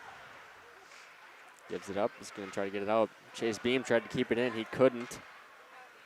Picked up there by Kerner. He's going to regroup it for the Warriors. Kerner's hit off it, but he picks it back up, and he's got Hayden Reeder entering the zone now. Has Jonas Buckles with him, as well as Postadnik in front. Quick pass to him, and he couldn't handle it. Couldn't get the shot on goal. Almost like the freshman wasn't quite ready for that. Wasn't expecting Hayden to do that. Yeah, he kind of whiffed on the shot, too. He threw his stick at it. Postadnik fumbles off his stick again, turns it over. Everts has it for Waupaca. Jonas Buckles giving chase. Pry has it for the Comets. Turned over to Beam. Beam uses his body. He's able to dump the puck in, and it's going to go all the way around the net. Waupun got the change, and Cameron Krentz is run over there by number 14, Corey Elenich. Yeah, they both met at the puck at the same time, so no penalty. Dylan Pribanow on the ice. Shot. I think it's into the Waupaca Calistad or the Warrior. Yep, it was stuck in his breezer. Calisted's? I think so. Okay. Hey, thanks for joining us here, putting stuff in there. Thank you. Let's go Warriors. Thanks for the live stream watching from Skokie, Illinois. Class of 2000 is Chris Gitzel. Awesome. Yeah, glad you guys are able to watch and bring this, again, a great community event to you. Really, it's, like I said, it's a lasting memory. Anyone can go back and watch this anytime. So. Well, I don't know if you had a chance to talk about it, Caleb, or not. I wasn't sure what you had all shared, obviously, because I was running around trying to change that camera. I did get it, so I'm going to show you that I got it. Here, I've got the shot of the goalie. Maybe we'll stay right on it here, because here comes on the attack right up the middle. Oh, nice by Camden. Flegner blows an edge, and you can see trying to get the breakout, and we'll come back to the main camera. But I don't know if you talked about your 4 years of experience with the Pink Out, because here's what I can remember. I remember the first year we went crazy with some pink duct tape, and did the pads, did the blocker, did the glove, did the helmet, ended up buying a set of stickers, almost tipped in there by his own player. But I don't know, just share about how that was going for you, both mentally as well as, physically. Yeah, no, it's cool. Obviously, you get the tape every time, and yeah, you can decorate your pads. Obviously, like Coker is done here tonight too, which is really cool to see. He's got that on his pads, the helmet as well. But yeah, I'd say our team kind of, not set the precedent, but we were one of the early founding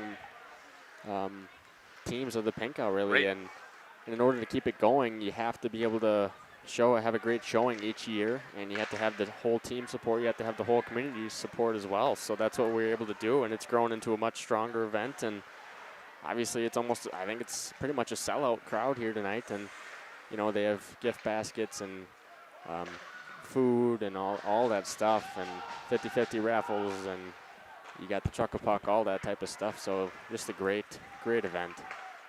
Yeah, I would say that I really enjoyed it, and you heard me talk about that when I talked with Coach. You heard me talk about that with the kids.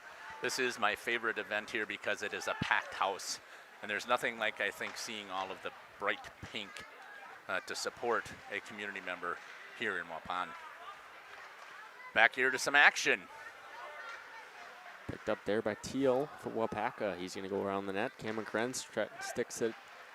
It's blown off it. Chase Beam tried to keep it in. Eventually kept in by Derek Prunow. Waupaca, Gusmer able to get it and get it out. Here comes Teal. Beam lays the body on him. They're going to get him, I think, for a check from behind. See, he lays the big hit on Teal.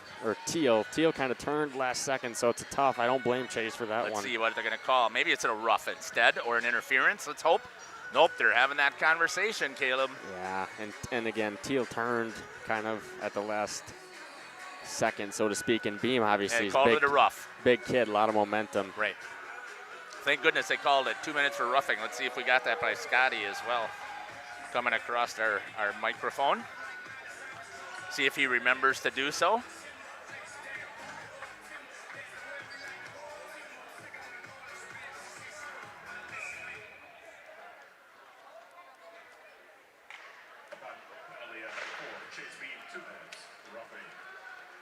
Penalty on number 4, Chase Beam, 2 minutes for roughing here.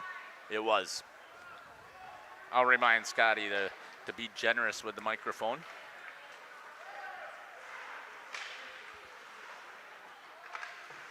First power play of the day for Waupaca. First penalty kill for the Warriors. As you've said, there's penalty kills have gotten better all year long. Right, they started out in the 60s. Low 60s. Actually, I think for a while there, it may have been even in the upper 50s. And they're now up to 73. So, but it's more that's their power play that really has struggled special teams wise. They got one today, 1 for 2 if I remember correctly. Is that correct, Caleb? Yeah, so far. Yep, it turned over in front, and that's going to be a goal by number 16, Cale Pry, his second of the game. Where is the defense to clear? I mean, you know that, right? You cannot blame all of that on Blake Coker. Pry was kind of alone in front. And just, low blocker shot, able to take advantage of it, really.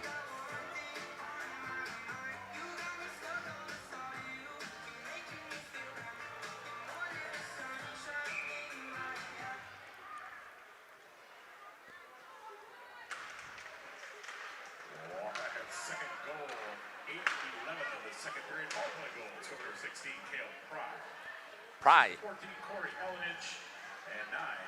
14 and 9 with the assist. Scored by number 16, Cale Pry, assisted by number 14, Corey Elenich, and number 9, Colin Everts on the power play. Again, Chase Beam was in the box, and he's one of your strongest guys that you want out there on the kill, so that hurts when he has the penalty there. Again, it kind of generous. They could have given him, a check from behind or boarding, but the refs understand too. Beam, one of the biggest kids out on the ice. Right. And he has a lot of momentum. And you really hate to see being punished for being physical because that is part of the game of hockey. For sure. Turned over here. Beam has it ripped. 5-hole save by Jamison. Beam had a mini 2-on-1. He just kind of stopped at the dot. Dives and keeps that one in for the moment. Waupun got the change but couldn't touch the puck, otherwise it would have been too many men. That was Postotnik, lets it go all the way down, so the icing is waved as well. Good heads-up play there. Yeah, to not touch it. Hidden Reader now with it. Jonas was looking for Jonas Buckles, the puck just out of his reach. That's going to go all the way down for an icing. Now 2-1 here, Waupaca Comets leading. Yeah, so your Coach Tank on the bench, Caleb. What are you telling your players here? It almost looks like they're flat, kind of flat, and just turning the puck over. Really, where's the energy here? You got a full house. Yeah, they're not really playing into the crowd. They did that first period. They did really well, but now this second period, as soon as Waupaca scored that one with 9 seconds left in the first, it kind of took all the momentum away, and the Warriors just haven't been able to get it back. Now they're down 2-1. And that's not typical for Waupun. We looked at their stats. The second period has been their period. Their best period, yeah, for sure. Let's hope they're one of the things you also, Caleb, and you can always talk about this in hockey. 7 minutes is a long time in hockey to put up a whole bunch of points. For sure. Start getting some offense organized and getting shots on goal. Jameson's done well. Obviously, he's turned a lot of shots aside, but he's given up a lot of rebounds here, and the Warriors should try to take advantage of that. Need to focus on the fundamentals. Schenecker rips a shot off the pad of Coker, able to steer it aside. Coker's looked sharp tonight. It's just been some defensive lapses for the Warriors, and when they get scoring chances down in the slot, 1-on-0, they're going to bury those chances more than likely. Hayden Reeder's shot blocked. He's alone in the corner with it. Pry sticks it away from him, but Jacob Kerner able to step down nicely. He's slashed. No call, tipped in front. Puck's loose in the corner now. Jacob Kerner throws it back in front. That's loose still. Tyler Fromholtz with a couple Hunter of shots. Fromholtz. Or Hunter, sorry, Tyler. Battling for it in front. Had a couple nice chances. Just not able to find the back of the net. Now Camden Flegner, as well as Cameron Krentz, giving chase. I really like this sophomore line. I mean, they're all sophomores, except for, Dylan Pribino is out there on defense. Chase Beam is your junior defenseman, but the forwards. Yeah, that's a good line, and they work well together. Puck's going to come all the way down. I don't think, yep, they are going to get the icing. All right, I was just told last call for raffle tickets. If you want raffle tickets. Last call for raffle tickets.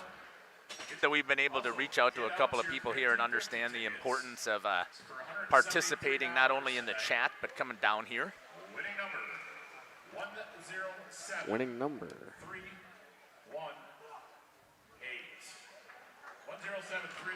107-318. None of us. The ticket's next to us.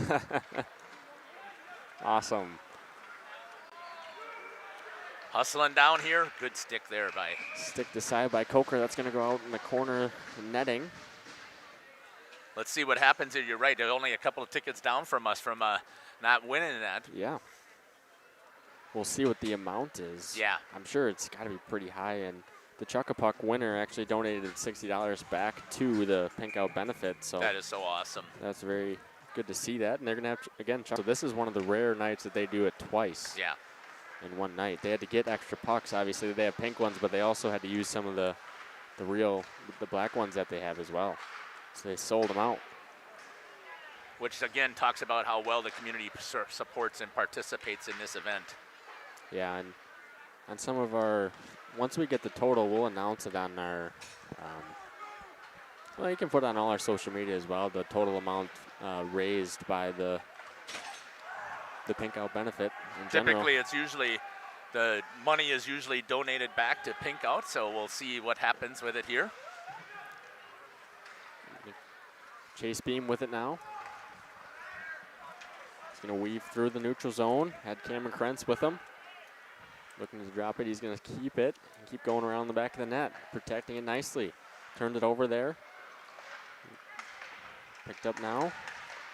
Backdoor try was Krentz, not able to get the shot on goal.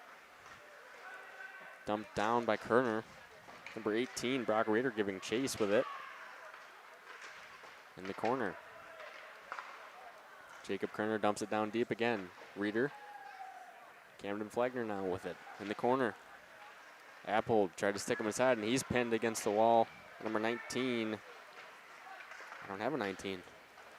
For Waupaca. Yeah, it's all the way down to the bottom. I missed it. That's that Thor Kalstead. Yeah, okay. My apologies. Kerner able to keep it in for the Warriors, but not for long. Krentz tried to dump it back in. Flegner looking for a change. He got off. Beam settles it down nicely. No pressure for him. Slings it up. He finds Reeder. Brock Reeder rips a shot high and wide. That's going to be to Stotnick, able to keep that one in for the Warriors. Colton. Hayden Reeder now with it. Stops. Has it in the corner. He's hit hard by two guys. And he's still on his feet. And still on his feet. That was number 12, Noah Fleming for the Comets. Stotnick went down in the corner and picked up by Dylan Pribanow now in the neutral zone. Looking for Jonas Buckles. Finds him, enters the zone. Stepped up with Saunders. Appold with it now behind the net. Fires it up. Pribanow not able to keep it, but Chase Beam was right at the line, and he did. Pribanow with it. Jonas Buckles rips one from the high circles into the glove of Jamison. Might be able to get the behind the net camera. Yep, yeah. just switch awesome. to it. Yep. Thinking the same. Yeah. At least for See if we can get that face off to the right-hand side here. I can't usually swing my remote doesn't quite swing just as fast here, but we'll see.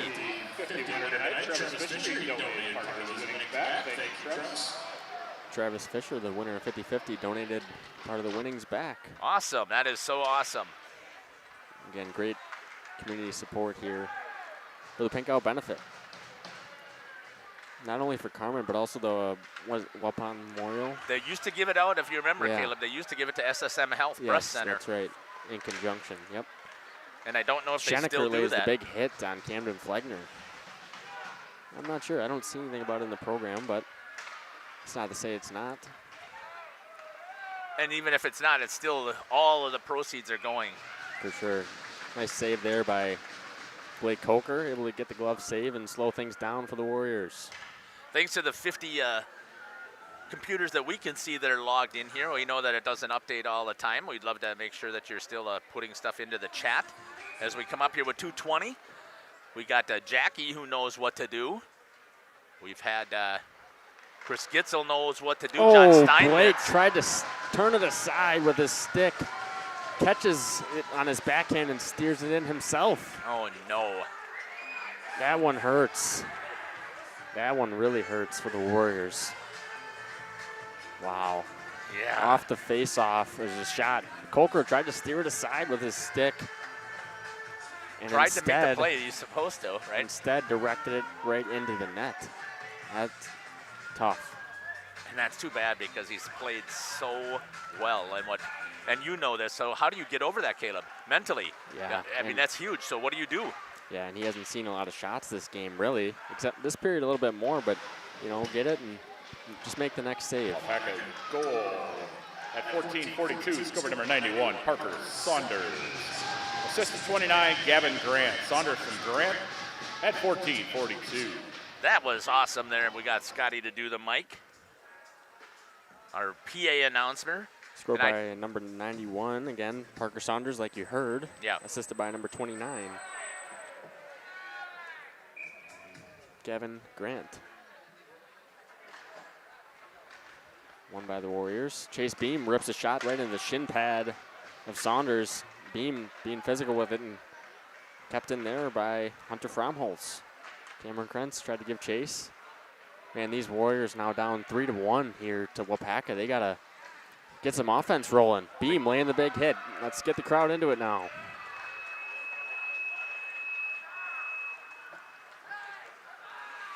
Got to see what we can do here. Shot on Jamison. Again, another big rebound by him. He's played well. He's made saves, but again, some of the rebounds have been there for the Warriors. They just Right. haven't been able to have their stick down. And I would say, Caleb, finish those second chances. Yeah, by what I'm watching here, the zone time has been dominated here by the Warriors. Yeah, for sure. And I think the shots are a little bit more even than they were the first period. Again, it was 12-5 for the Warriors, and it might be a little bit more even just because of some of the shots that Waupaca's had this period that I can remember. Obviously scoring 2 goals. 1 minute left in the period. Turned over, shot by Teal, turned aside by Blake Coker. Really nice save there. It was a mini 3-on-2 really. Pry has it in the slot, and he's going to rip a shot off of Coker's mask and out of play. And instead of the Warriors getting momentum, it is Waupaca that has really stolen the show and tried to gain the momentum. And they have. Blake Coker is going to have to stand this barrage. 46 seconds left. Trailing by 2 goals. You really need to get one back here. I mean, yes, you can. I mean, two goals is really nothing, right?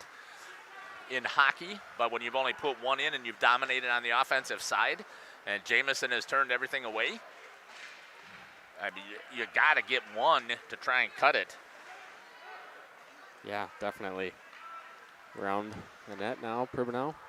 Warriors able to break it out. Reeder and Pistotnik with it. Reeder cutting across on the ice, stick to side by Jamison. Here's my concern here, Caleb. I know we got 16 seconds left here. Hayden Reeder is going to try and take over and try and do it himself here. And he is just too good of a player to do that. And not that he can't, because if there's anybody that can skate, it's Hayden Reeder on this team. If there's anybody that can toe drag and handle the puck, it's Hayden Reeder. If anybody can rip a wrist shot and pick a corner, it's Hayden Reeder. But he can't get away from team hockey. Definitely. And it's so easy when it's your last pink out and you got this huge crowd here. It's so easy to just all of a sudden, just say, I got to do this. I think it's tough because we haven't seen anyone really be dominant for this Warriors team here tonight. So right. Someone has to step up. Someone has to, yes. But again, you cannot be selfish about it. You have to work your teammates into it by getting the whole team involved and trying to fight back and get back into this game. Somehow, some way, they're going to have to get back into it. We're going to get saves and everything coming here from Scotty. I could hear our mic open up. Saves in the second period for Waupaca. Carson Jamison, 8. Two-period total, 19. Waupaca's Blake Coker, 5. Two-period total, 9. So Blake Coker with only 9 saves. You talked about that a little bit there, Caleb, about how it is.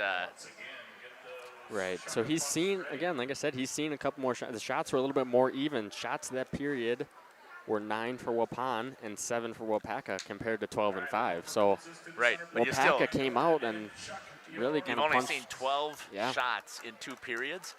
Rarely. I mean, you had games like that, of course, but I mean, not in big games like this that I can recall.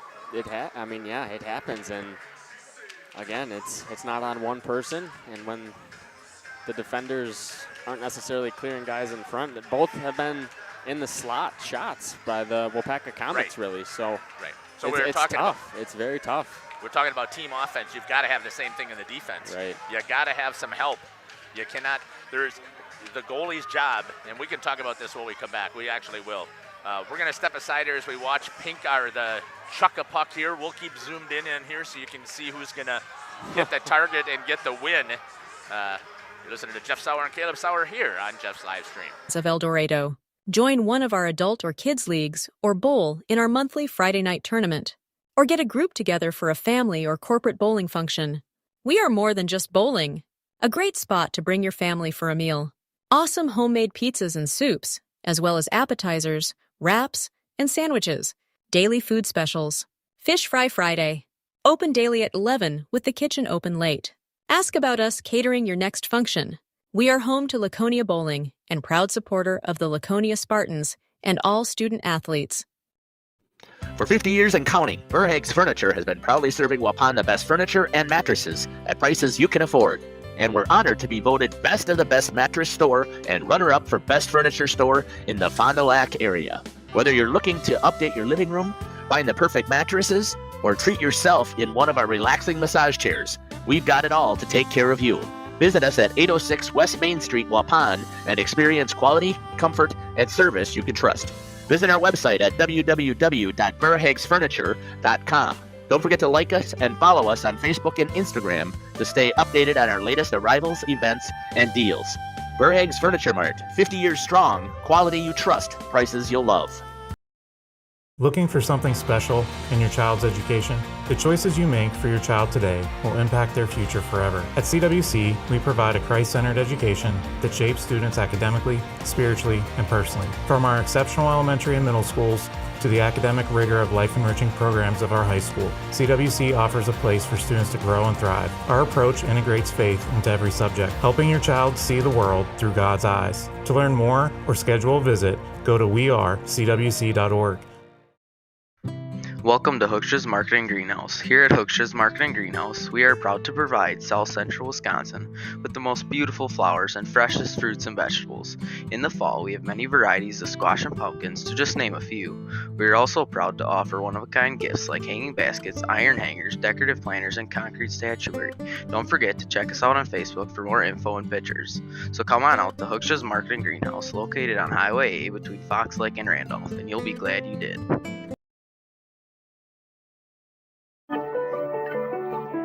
After surviving breast cancer, I felt this calling to help other women heal.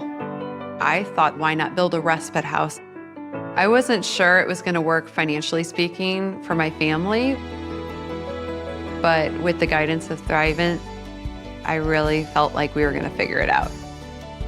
Taking the leap to start my nonprofit has been the most rewarding thing I've done in my life. Jonathan Leonard, Thrivent Financial here in Waupun, serving the local communities. God bless. Friday, January 31st is going to be a special night as the basketball teams and fans of Central Wisconsin Christian, Hisdesford, and Johnson Creek join forces for Hoops for Hope, a night for cancer at the CWC Gymnasium. Several activities will be taking place to raise funds to support 2 area families battling brain cancer. CWC Director of Advancement Greg Zonefeld and CWC 2014 alumni Jared Rignaris.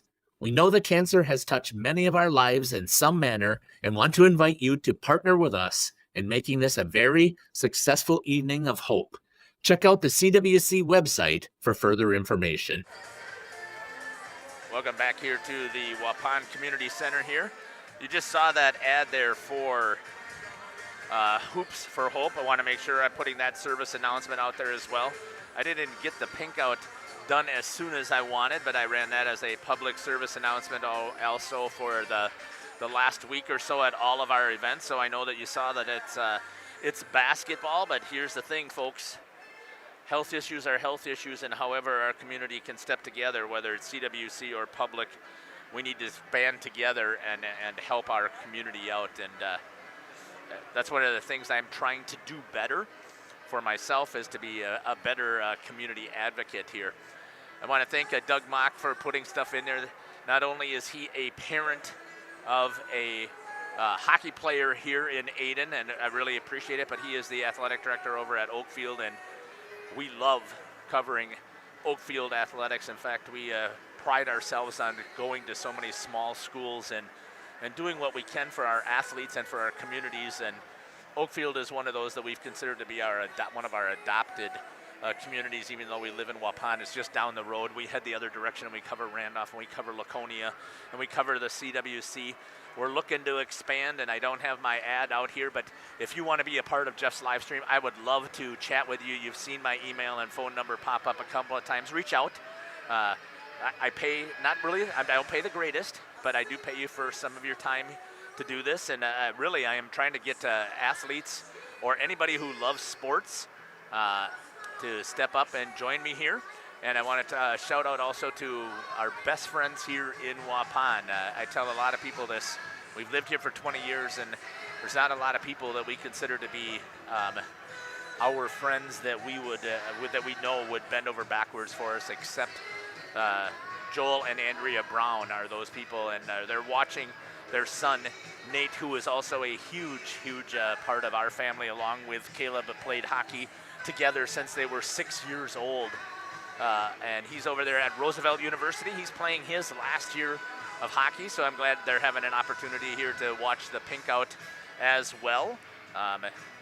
Again, the hockey community is so small in general, and I will tell you that all of the athletes here, and Doug, I know you probably heard about it, the Lady Oaks today lost a tough one to a really strong Partyville Bulldogs team. But we did the best that we could to give them the coverage. So I agree with you here, Doug. Also, time for the Warriors to kick things in gear. Let me give a recap of what's happened here. In the first period, the Waupun Warriors struck first on a power play. Chase Beam with the assist to number 13, Jacob Kerner, at 11:53. So here's my only one thing. Since then, the Waupun Warriors have put shots on net. Not a ton.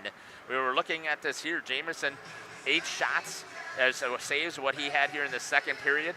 And he had 12 shots that were put on there. 20, that's not bad, I guess, in numbers, Caleb, would you say?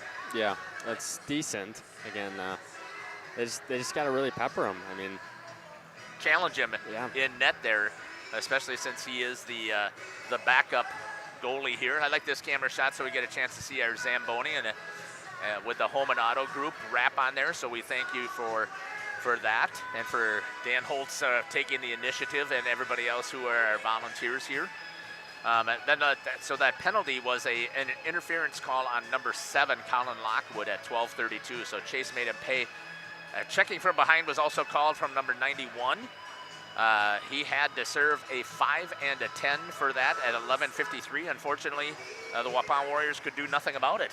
Couldn't put anything in. Yeah. It has been a relatively clean game, though, Caleb. Chase Beam got called for a rough at 9:40. We've talked about this. He is a very physical, he is an amazing football player. As a quarterback, he can throw the ball, and he can take a beating back there as well. And he's a big boy, and he plays very physical, and sometimes it gets him in trouble, especially when he outmans somebody. But that's basically been the summary here. Blake Coker had 4 saves on 5 shots in the first period. He had 5 saves on 7 shots in the second period. So he's got a total of 9 saves out of 12 shots. That's just not a lot that he is seeing there. And we talked about it before, and I think Andrea would agree with me, is defensemen got to help him out. They got to clear that puck. He makes the initial save. That is his job as the goalie, correct, Caleb? Yeah, no, you got to make the first save and then worry about the next, and make that first shot, and anything from there is a bonus, really. Obviously, if you're completely on your game, you're going to stop them all, but that's not always the case, and you got a team behind you as well. So the team, I think they're going to really have to rally here in the third period. They're going to probably have a nice talk in the locker room and be like, hey, guys, best crowd we've seen all season, and we've kind of laid an egg, and we're down 3-1. We got a period left. Let's get the crowd like involved, right? Yeah, get the crowd involved here, get them all excited. I lost my whole train of thought there, Caleb. Yeah, they just got to come out and score. They got to score within the first 2 minutes. Really, they got to look like that and stay out of the box here and try to capitalize on the power plays that they've got. Again, 1 for 2 on the power plays so far. That's really good in this game. But again, if you get another chance, you got to score on it. Yeah, I know what I was going to talk about. Yeah, again, as the goalie, you have to still do your job. You can't just leave juicy rebounds, right? And I wouldn't say that. Okay, so this last goal that was scored, a big mistake by Blake. He'll own it. I know he will. Trying to play the puck, just turned the stick the wrong way, ricochets into the net. That's not what he should have done, probably. Should have probably gone down with a pad save. Since it was on the ice, make the save. Second goal, puck was sitting there. He made the initial save, but nobody came to save him. We didn't have a defenseman there to help clear the puck. And then we also have that first goal. Neither one of us saw it because I was messing around down with the portable unit, and you were up here trying to run everything. So not sure exactly what happened there, but they just have to start to put pucks in the back of the net. They got to find it here and work together as a team. We're going to step aside here. We're going to come back. There's 2 minutes. I want to make sure that we get all of our sponsors the love that they deserve, because without them, we can't bring you this. So we'll step aside, and we'll be back here as the puck gets ready to drop. Pink out the rink here on a Saturday. The Waupaca Comets up 3-1. Hello, this is Jeff Sauer with Jeff's Livestream. We hope you're enjoying our broadcast. Our purpose, first and foremost, is to bring glory to God. Second is to draw attention to the student athletes, promote the great things they and their schools are doing, and promote the businesses and the people running them within our communities. Our mission is to create memories for student athletes, families, teams, and communities, as well as allowing for viewers to see their athletes or teams perform regardless of where the viewer is located. If you'd like to join us as a sponsor to help us fulfill our purpose and mission, feel free to give me a call at 345-2066 or email me at livestreamjeff@gmail.com. I'd love to talk. Sam's Well Drilling is a family-owned business with over 75 years in the water well drilling industry. We can help you with all of your well drilling needs.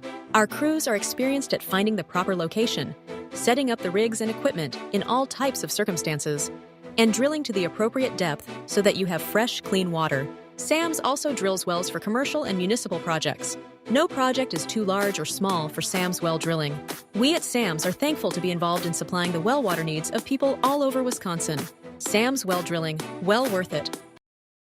PT Tire and Service has been at 301 East Clark Street in Brandon for over 20 years. The owners, Tony and Pam Sauer, are dedicated to their community and their customers. They serve the auto repair, tire, and wheel needs of customers in Brandon and the rest of central Wisconsin. We're on call 24/7 for roadside assistance and on the farm service for customers. For auto repairs, tires, and wheels, come see us in person or request a quote online. PT Tire and Service, you make the call and leave the rest to us. Call 920-346-TIRE. Welcome back here to live action. Let's see what the Waupun Warriors can do here in this period.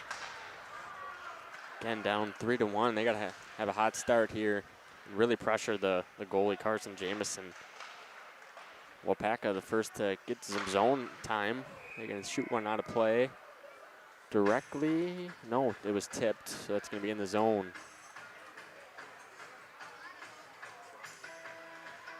That was number 14, Corey Elnich for the Comets.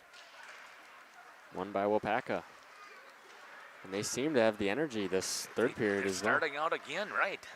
Yeah, they're getting first zone time of the period, and they look like they're Waupun breaking it out now. Here comes Jonas. Jonas Buckles dances around and tries to run over Schenecker. Still chasing. Hayden Reeder as well there. Rimmed around. Bodied up by Everts. Hayden Reeder tipped aside by Pry. Here comes Pry along the half wall. He's going to rip one off the post, and that's going to go wide. Shot on goal. That's going to be another shot on goal. Steered aside by Coker. There's 3 quick shots by Waupaca. Another one right into the glove of Blake Coker. Some really nice scoring chances there for the Comets. Yeah, but that's not what our Waupun Warriors need. They need to get control of this game here.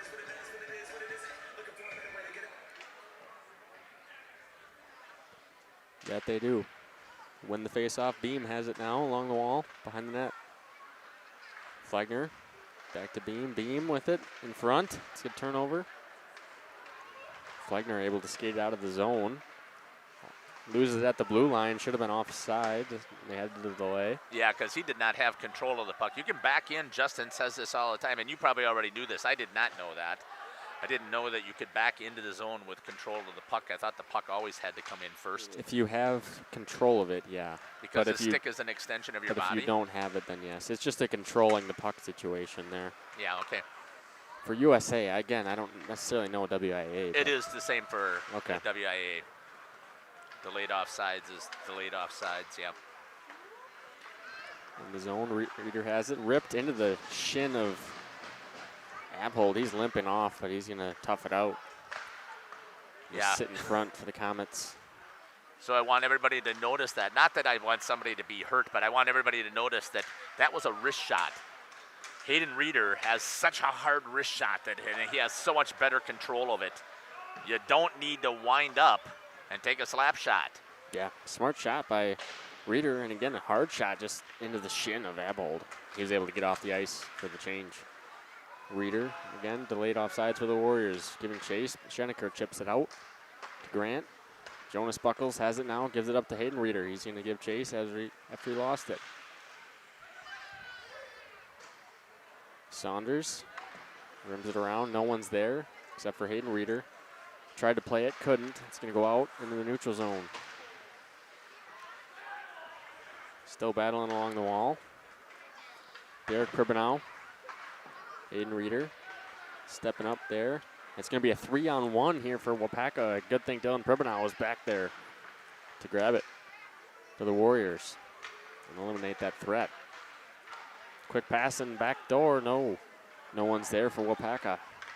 was able to get a stick on it anyway. Schenecker for Waupaca there. Dumped in. Coker not going to get a stick on it. That's just going to sit behind the net. Dylan Pribanow up to the half wall. That was Krenz. Turned over, shot by Teal right into the glove of Blake Coker. All right, folks, we need you in that YouTube chat cheering on these Waupun Warriors. You got to tell them, let's get going here. I mean, the crowd here isn't getting them any support or help either, and I know that they're not helping themselves. They're not getting anything that gives them excitement. Maybe Chase Beam needs to get a good shot right here, a hit in front of the student section or whatever it needs to be, but we got to get this crowd rolling. Yeah, they got to get some pressure here, and even a power play would help them, really. Some energy. Hayden Reeder, here's a chance, one on. Rips it off the blocker. Jamison doesn't know where it is. He never saw that puck. It just hit him in the blocker and went behind the net. Good shot by Hayden Reeder. No support. Behind the net now. Kept in nicely there by Hayden Reeder. Jonas Buckles had it across the slot, just lost it. Waupaca's coming back in a 2-on-1. Chase Beam back for the Warriors. Here comes Pry across the middle, fakes out Beam, rips it back door. Sticked aside by Blake Coker. I don't think people realize how difficult a play that was for Blake Coker. That's a great Explain save. it. Explain yeah, it. I mean, it's a 2-on-1. Pry cut across the middle, faked out Beam. So essentially it was a 2-on-0, and Pry was cutting against the grain across the slot. And Coker had to stick his stick out. Tried to hit it with the blocker, but the stick got it instead and turns it out of the zone. His momentum is all going in the opposite direction, so Pry with a perfect play, but an even better play there by Blake Coker. Really nice save, and that really keeps the Warriors in this game. At 4-1, I don't know if they're coming back from that. Right now, especially with the energy that they're showing here. Right. Round, here comes Derek Pribanow. Just gets it out. Slapped along by Blake Jones. Saunders picks it up for the Comets. Fleming there as well. Waupaca is going to get a breakout here. No offensive zone time really for the Warriors this period. Kalstad rips one wide. Flagner there, as well as Pribanow. Pribanow up to Krenz. Krenz battling with it against Saunders. So, Caleb, here's the other thing that we know. We know that the entire first two lines. Oh, that's going to go in the back of the net. That might be the energy they need here, Caleb. There's a shot in the goal by Hayden Reeder. Really nice job by him to get that goal. And that might do it for the Warriors, able to get the crowd back into this one, I hope. Just cutting across the blue line. The turnover by Waupaca. Reeder jumps on it, shoots it low blocker, hits off the stick of Jamison and goes in. Just another nice wrist shot there. Second goal. 4:59 in the third period. Scorer number 20, Hayden Reeder. Unassisted. Reeder unassisted at 4:59. Hey, I'd love to hear your comments, too, about picking up that microphone with Scotty Van Galen, one of the best announcers in hockey. High school hockey, definitely, I think. I was able to talk to him about, hey, help me out here. Let's see what it sounds like. And he grabbed a hold of it and said, I'll put it together. He said, as long as I can remember. And I said, I've been there, man. I know what remembering. I have to remember that I'm actually at the community center right now. Yeah. But he's done a nice job, and I love the chance that you guys get a chance to hear his voice and make the call as he makes the calls down here. But now a 1-goal differential now, Caleb. And let's see. I know what I was going to talk about before. I was going to ask about those two. So we've had the two lines for the Warriors who were out on Thursday ill. And against McFarland here. And we know. So 2 days later, has the illness gone away? No. We could actually hear up here Dylan Pribanow still had his cough while he was giving us that pregame interview about pink out, right? And so I'm wondering if that has something to do with it here as far as the energy level and the effort that we're seeing. I don't know what your thoughts are. If it's a respiratory thing as well, I mean, you're not going to be able to skate as hard as long. Pry with it for Waupaca. Tripped it there. That's going to be a penalty on the Warriors. See what number. It's going to head to the box. Number 9, Derek Pribanow. Trip. I'm going to give a shout out to the official there. Good job there giving plenty of time for the signal. and making it clear that we could see it. It's great to have officials doing that. Penalty on number 9 again. Derek Pribbenow for Waupun. 2 minutes for tripping. Not what they needed after just coming back within 1, and now it's 3-2. Waupaca. Waupaca now on the power play. For the second time tonight. 0 for 1. Oh no, 1 for 1 on the day so far. Let's see some of the work down there by the goalie here for Waupun, Blake Coker. Try and swing that camera here, pick it up. We're on this one, so it's okay. Yep, thank you. So I switched it over. Picked up by Hayden Reeder. Coming across the slot, still has it. It's going to send it all the way back to his, oh no, he's going to keep it in the zone, keep in possession. He's skating himself, he still has it. I talked about that before. Who can stick handle, who has edges? That is a nice job there by Camden Flagner. He does what you were thinking, Caleb. Yeah, he gets it, fires it back to his defenseman, and they can really hold the possession and eat the rest of this penalty kill. Flagner coming across the slot. He shoots one off the stick of Abhold for Waupaca. Waupun showing some life here, especially after getting that goal. Turnover right in front. Big hit there. That's going to probably be an interference call. Yeah, I believe you're right. Number 91. Parker Saunders is going to head to the box. Exactly what the Waupun Warriors needed here. Skate some 4-on-4 action. And they're going to have, if they can stay even, or even if they score here, it would be fantastic because they're still going to have a penalty to be able to work with. Yeah, they'll have a power play of about 1.5 minutes, a little bit more. 2-minute penalty there for number 91, Parker Saunders, Waupaca, interference. It's going to be 4-on-4 here for 38 seconds. Kalstad has it for the Comets. Neutral zone, it's a 1-on-4. Beam steps up, makes the hit. He takes down Kalstad. Pribbenow setting it up behind the net. I think that's one of the first times I saw Chase Beam go on the ground as well. Yeah, he went down after making the hit as well.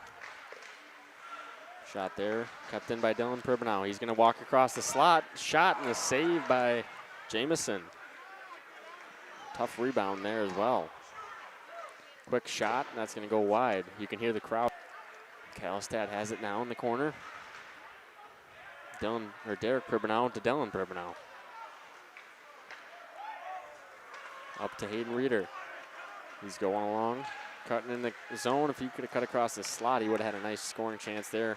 Tried to keep it in there was number 17, 13, Jacob Kerner. Couldn't.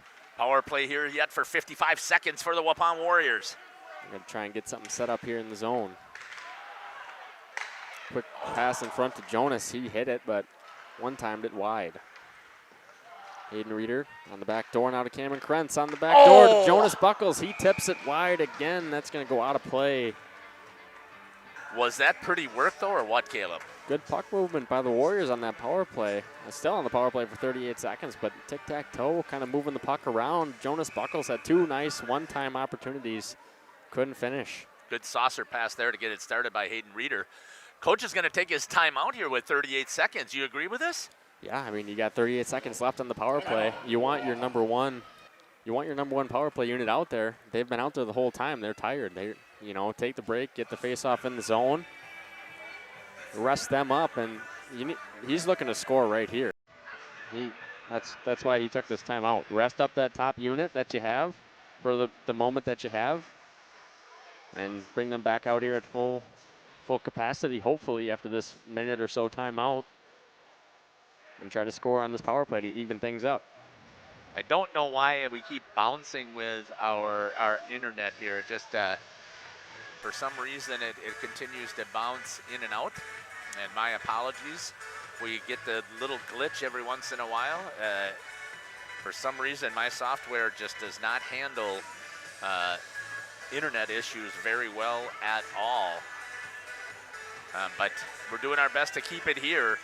It just is telling me the message that it's not receiving enough, and I once again, the bit rate is dropping out of sight here. So I should have probably done a reboot here, but I did not. So I have no idea why it's continuing to do that. My internet is run here off of the rink, so not sure what's coming off of the server there, but we're going to do the best we can to keep it here with you. And if I have to switch to my MiFi, I might dig it out to do so that we don't miss any more of this action here. 30 seconds left on the power play for the Warriors, and Schenecker is going to rip it around for the Comets, and that's what a hold held in there. in by Kerner, but Jonas dumped tipped out. Yeah. Teal giving chase. Coker on the backhand of Reeder. Reeder is going to come up for one final rush here on the power play for the Warriors. Walk it all the way, Hayden. Walk it all the way. Oh. Rips it right into the glove of Carson Jamison. Good attack there by Hayden Reeder. Yeah, we were looking for someone to really step up for the Warriors, and Reeder's kind of been that person. Him and Chase Beam here so far. 7 seconds left here still in the power play. The second unit will come out here and work. Hunter Fromholtz, Camden Flagner, and Cameron Krentz. Derek Pribanow sticks it down in the corner. Both teams are now full strength. Derek Pribanow with it behind the net. Krenz shoots it. I think it's loose, covered now by Carson Jamison. Is able to get on top of it.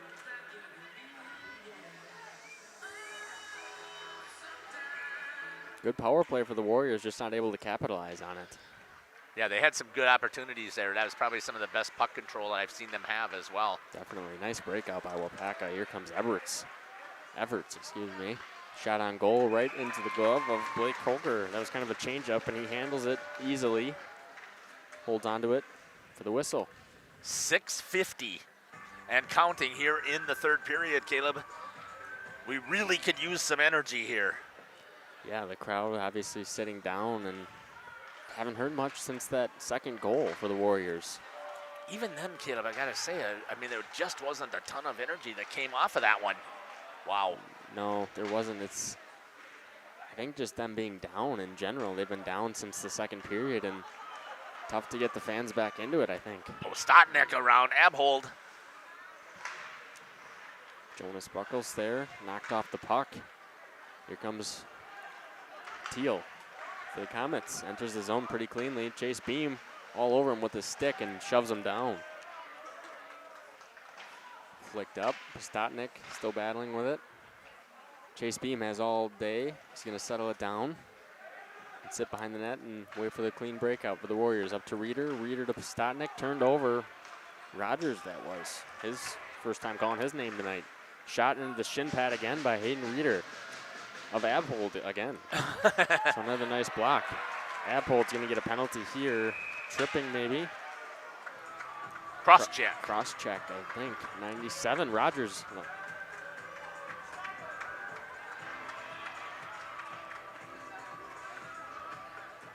I didn't quite see it here, but hey, you're a Waupun Warrior fan. You need to get up and clap your hands wherever you're at. Yeah, he just kind of shoved down. I think it was Cameron Krentz, maybe.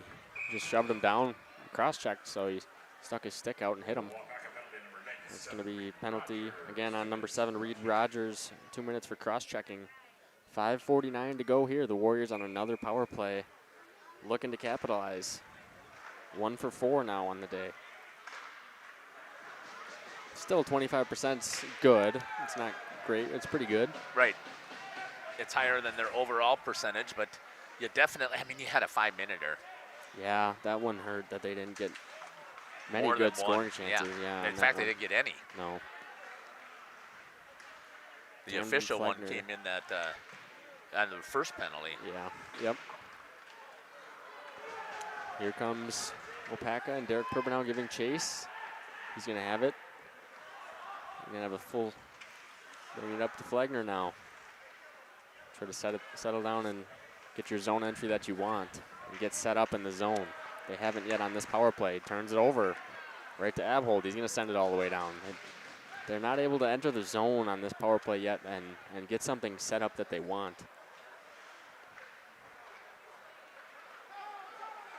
Hayden Reeder now going to rush it himself. He's going to keep going, and he's going to go behind the net all the way around. He's got Beam in the slot if he wants him. Yeah, nobody was marking him. No. Up to Pribanow up top. Back down to Beam. Beam back to Pribanow. Gives up to Reeder. Reeder is going to make a move and shoot it off the blocker from Jamison. Chase Beam has it now. Still battling against Teal. He wins the battle. He's going to cut across. If he would have been able to cut across the slot, he would have had a nice scoring chance. Gets a shot in front. It's going to go wide. Picked up by Brock Reeder. Up to Hayden Reeder. Tried to shoot it low on the ice. That's going to go out of the zone. 15 seconds left on the power play for the Warriors. So here's what I'm noticing, Caleb. There's nobody in front of the goalie. There's nobody taking his eyes away. He's able to see everything. Right, and there's guys on the back door, but no, not in front, correct. Shot there by Chase Beam, just high. Yeah, they're going more for the back door play instead of taking away Jamison's vision.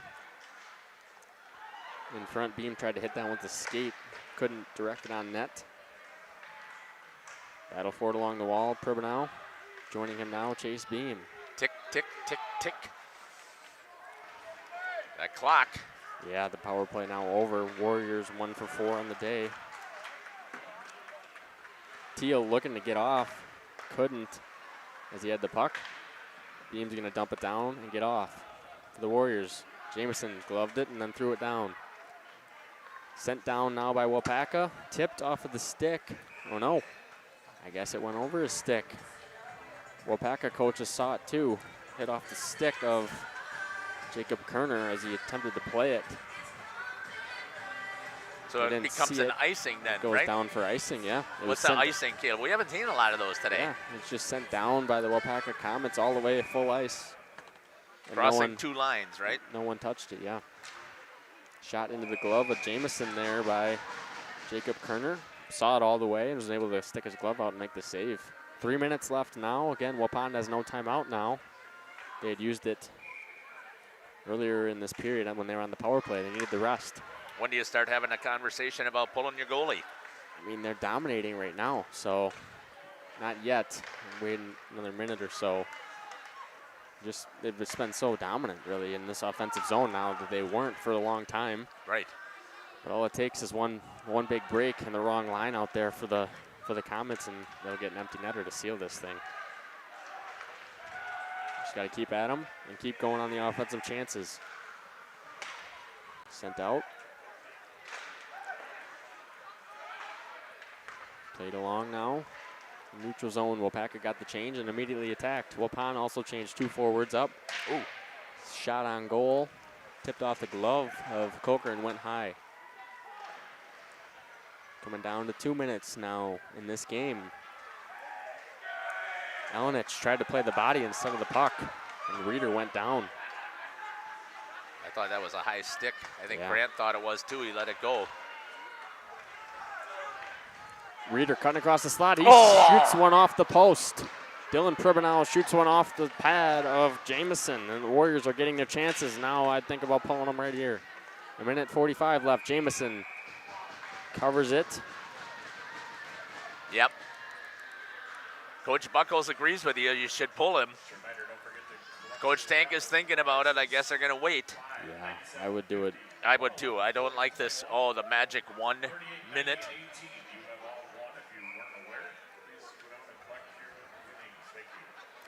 Yeah, I mean, you get that extra attacker. They've been all over him, really, this last couple of times, and they've been kind of dominant here. Yeah, I don't know what the minute 1 magic mark is. I think you got, like you said, you got to feel it. Shot by Beam off the blocker of Jamison. That was a slap shot from the blue line. Nice save by Jamison. Chase Beam's going to have it now. He's going to enter the zone for the Warriors. Turned aside. Broke out cleanly for Waupaca. Everts has it. Tried to go around a man, and he goes down. Warriors have numbers if they can take the zone. Here comes Postotnik. Rips one off the pad. Right to Camden Flagner. Flagner not able to get the shot on goal. Held in by Pribanow. He's going to walk us across the slot. Shoot off the head of Jamison. Still loose in the corner. Battling now. Now you can't get your goalie off right now. That's the problem. Is now there's less than a minute to go. You got to pull him now. Yeah, if he gets in Hayden the zone. Reeder enters the zone cleanly. He walks around the outside. He's going to keep advantage. He's going to go down. No penalty. No tripping call. You know you're not going to get that call. You know that after how much hockey you've played. And Hayden Reeder not happy with it, and he tried to find Beam, but Beam had just gotten out on the ice. Derek Pribanow rips one off the glove, and that's going to be right into the glove of Jamison. I thought he had him there. That was a screen, actually, by Isaac Abhold. Completely took the eyes away of Carson Jamison. Nice shot by Derek. Timeout going to be here called by Waupaca's coach, Forrest Wright. We're going to stay right here. Don't give Waupun a chance to drop a play here. I know. I'm surprised he's taking it here. I know your guys are tired, but Waupun's guys are tired too. So we'll take the gift of the timeout. We can drop a play now too, and tough call because obviously Waupaca's guys are tired too. Their top line's been out here pretty much the whole third period. They want to drop a play as well. It's just tough because you're also giving Waupun a great opportunity to rest your guys, pull their goalie, get a set play here for the faceoff in Waupaca's defensive zone. Again, 3-2. Waupaca has the lead here. There's your Waupun Warriors right there. We just did not get enough stuff in the YouTube chat. That's what it is. I know it. We did not get enough go Warriors, go Warriors. Let's go rock this baby up. Just not enough there. You got 35 seconds to give them that cheer. Let's get them going here. I say it all the time, and it's pretty, I would say I'm about 90% accurate for the youth hockey stuff that I do. The team that has the most YouTube chats is the team that wins. And it has to be the positive cheers. Definitely. So now we've got the crowd here, finally. 35 seconds, and they decide to get into it. Feet. Yeah, that's huge. That's what they needed all game, and we finally have it here. So with the timeout, it gave a chance for the crowd to get into it. Backhander, Dylan Pribanow with it. Waupaca just packing in front of the net. Look at Reeder on the backside. Got to find Beam. Beam gets a shot, just goes wide. Dylan Pribanow is pinned along the wall, able to get it up top, kept in. Everyone yelling, shoot it. Beam's going to rip one into the shin pad, and that's going to be out by Schenecker. That's a huge block. He just sold out for Waupaca. They're going to get an empty net goal. Pry from Everts is going to have the assist with 2 seconds left. Number 16, Pry, is going to get the goal. From number 9, Everts, with 2 seconds left. You can see Schenecker right now limping off the ice. Yeah, man, that was a heck of a block. He laid sold himself out. Beam, for his team. Wow. Beam tried to get the shot through. He did the right thing. Got to shoot that puck. Got to get a shot on net with 15 seconds left. Just a great block by Schenecker. Trying to get that feeling back in that shin. One of the captains. This one hurts. Yeah, you got to give a huge shout out and a congratulations to the Waupaca Comets here with that final 2 seconds. Yeah, I'll listen for who the second assist was. Empty netter, discovered number 16, Cale Fry. It's a hat trick for Fry. Assist number 9, Colin Everts. And 22, Blake Schenecker. 9 and 22, so Schenecker got the Empty assist. netter. Yeah. 16:58. Yeah, so you heard it there. Pry with the hat trick for this Waupaca Comets team. And that was Pry from Everts and Schenecker. Schenecker had the block there, and just so not Waupun's day here. Carson Jamison, 14, game total 33. Waupun Blake Holker, 4, game total 13. Waupun severely out shooting Waupaca here tonight. Once again, on behalf of the Waupun Hockey Association, Waupun High School team, players, coaches, parents, we thank you all for attending tonight's event. Thank you all for your support, whether it is attendance or raffle ticket purchase or food. We thank you all for helping to make this benefit a success. Please stay warm. Great job there again by Scotty Van Galen. So lucky that we were able to convince him to have that microphone so that everybody else gets the pleasure to hear. I mean, you had him, Caleb, so I mean, obviously you can talk about Scotty Van Galen and what he brings to the community. Yeah, no, he adds another element to the sporting events, really, and he does a good job, sings the national anthem as well. Tuesday night, 5:30 against Springs. 5:30 start back at conference action. And also a special thank you tonight. Across the rink tonight, we had Luke doing the DJ for us. Thanks, Luke. So Tuesday again, Waupun Warriors going to be back in action here, and we'll be here to cover it live versus St. Mary's Springs. Again, Warriors fans will be here. Badgerland Conference game Yeah, we're going to head down here. We'll get down here at 4 o'clock to get everything set up here because it's going to be a huge, huge event here. Varsity starts at 5:30 here. Yeah. I think we'll step aside here. We'll see if we can come up with some final numbers here and give a little bit of a post-game wrap-up here. We'll be back here in about 2 minutes, so stay with us as we get ready for our post-game. You're listening to Jeff Sauer and Caleb Sauer here on Jeff's live stream. Angling-only guide service with Captain Jeremy Brenner. Captain Jeremy Brenner here. We are the premier Lake Michigan salmon charter out of Sheboygan, Wisconsin. Each trip is 6 hours and includes fish cleaning. The cost is $400 per trip Fridays, Saturdays, and Sundays, and only $340 on weekdays for up to 6 people. I personally guarantee you will catch fish. The season runs June through Labor Day. Contact me at anglingonlyfishing@gmail.com to book today and check out my Facebook page, Captain Jeremy Brenner, Sheboygan Salmon. Katie's Log Cabin is a great place to stop for lunch or dinner. Grab one of the daily specials or check out the full menu. Katie's Log Cabin specials include Tuesday is pizza, Wednesday is wings, Thursday is a rotating special, Friday and Saturday is fish fry, Saturday is also prime rib, and Sunday is a broasted chicken dinner. Not in the mood for a special? Katie's has you covered with full menu options, appetizers, salads, wraps, pizzas, and sandwiches. Katie's Log Cabin Restaurant in Oakfield. Life is better at the cabin. January 8th. Welcome back here to the post-game show here for Jeff's live stream at the Waupun Community Center. Pink out the rink. The Waupun Warriors lose to the Waupaca Comets here 4-1, but it's kind of a bittersweet thing, Caleb, here, because tonight they had a fantastic outing once again for a pink out rink and for the community, and they did a fantastic job of raising funds for somebody in need. Unfortunately, at the same time, you'd love to come out of here with a huge victory, and the Waupun Warriors just were unable to pull off that part today. Let's take a look at the summary here for this game. Waupun scored their first goal at 11:53, a power play goal in the first period. They scored their second goal at 12:01 in the third period. First goal was scored by Chase Beam with the assist to Jacob Kerner, and the second goal with a nice wrist shot there scored by Hayden Reeder. 2 penalties for the Waupun Warriors, a rough by Chase Beam, and a trip called by Derek Pribino. Goal scored with 9 seconds remaining in the first period for the Waupaca Comets. They made it 1-1 after the first. And in the third period, no, it had to be in the second period there, right? In the second period there, 16 from 14 and 9 on a power play goal. Second, yep. 8:49. In the second period, 91 with the goal, with the assist to number 29. I can get those names for you, Parker Saunders, and number 29 was Gavin Grant at 2:18 in the second period. It made it 3-1 after 2.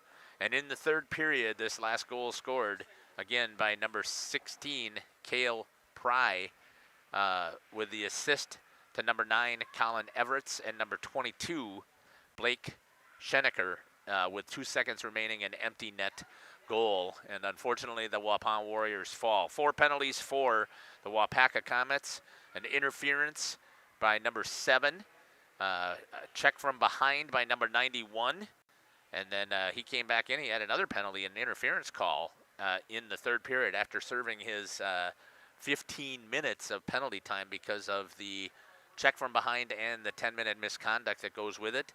And then a cross check from 97, Reed Rogers. Unfortunately, the Waupun Warriors, they got that first power play goal, but after that, they couldn't take advantage of that 5-minute major. Caleb, what are your final thoughts here in this contest from what you saw? Yeah, again, a great event. Pink out the rink, obviously, always huge for Waupun hockey. And Warriors had the community support, sold out the community center here, and it was a great environment, just not able to fully get the fans involved, really, as they were, up 1-0 early.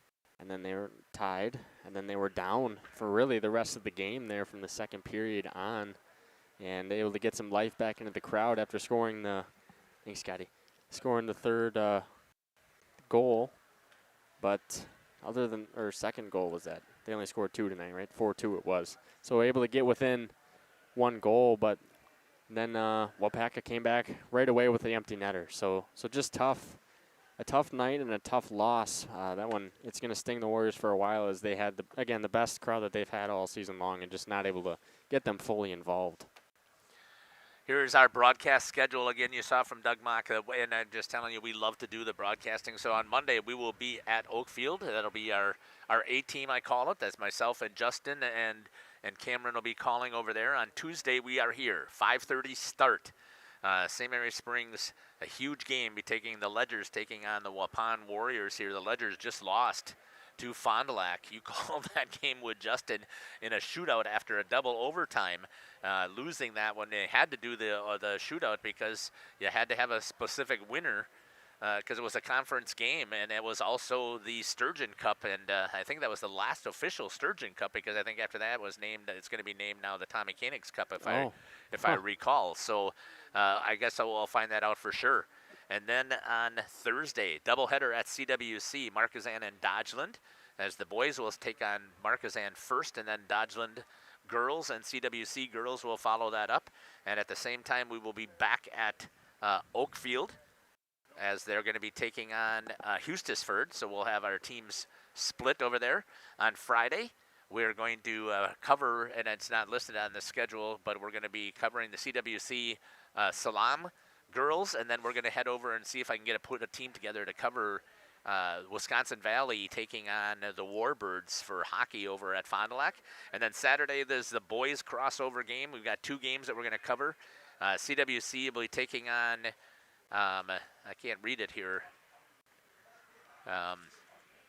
Partyville, thank you. That should be an awesome game there, as Partyville's boys, I believe, are a ranked team. And then we're going to cover Oakfield taking on Abundant Life. And Abundant Life is a ranked team out of the Trailways, so that should be fantastic. And then my one way to give back to the association is I'll be covering and broadcasting the youth tournament here on Sunday as the Pee-wees for Waupun. So this is our jam-packed schedule. This is actually a light schedule. Sometimes we have 3 teams out and running, but my boys from Ripon College have had to have back to classes, and I don't have that 3rd team anymore. So as I was mentioning, I'm looking for people who can help us out here by coming out here and running the camera or learning how to do some announcing or running the computer here and producing. I'd love to get you involved here. So if you have any interest in doing that, please join us here. Hope you've enjoyed our broadcast here. Caleb, thank you again for doing this all the time. People just don't realize what you also do behind the scenes for us here at Jeff's Livestream. So thank you very much for taking the time to call this game. Great job with the call once again. And I hope that you've enjoyed our broadcast. Take care. God bless. And we can't wait to see you at a rink or a court near us. Jeff Sauer for Jeff's Livestream.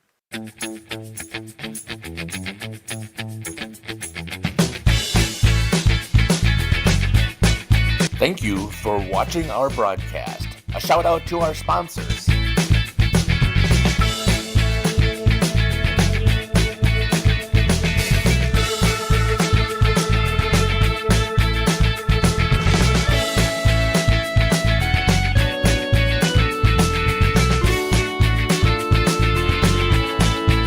This is Jeff Sauer. I hope you enjoyed our broadcast. Until next time, may God bless you today and every day.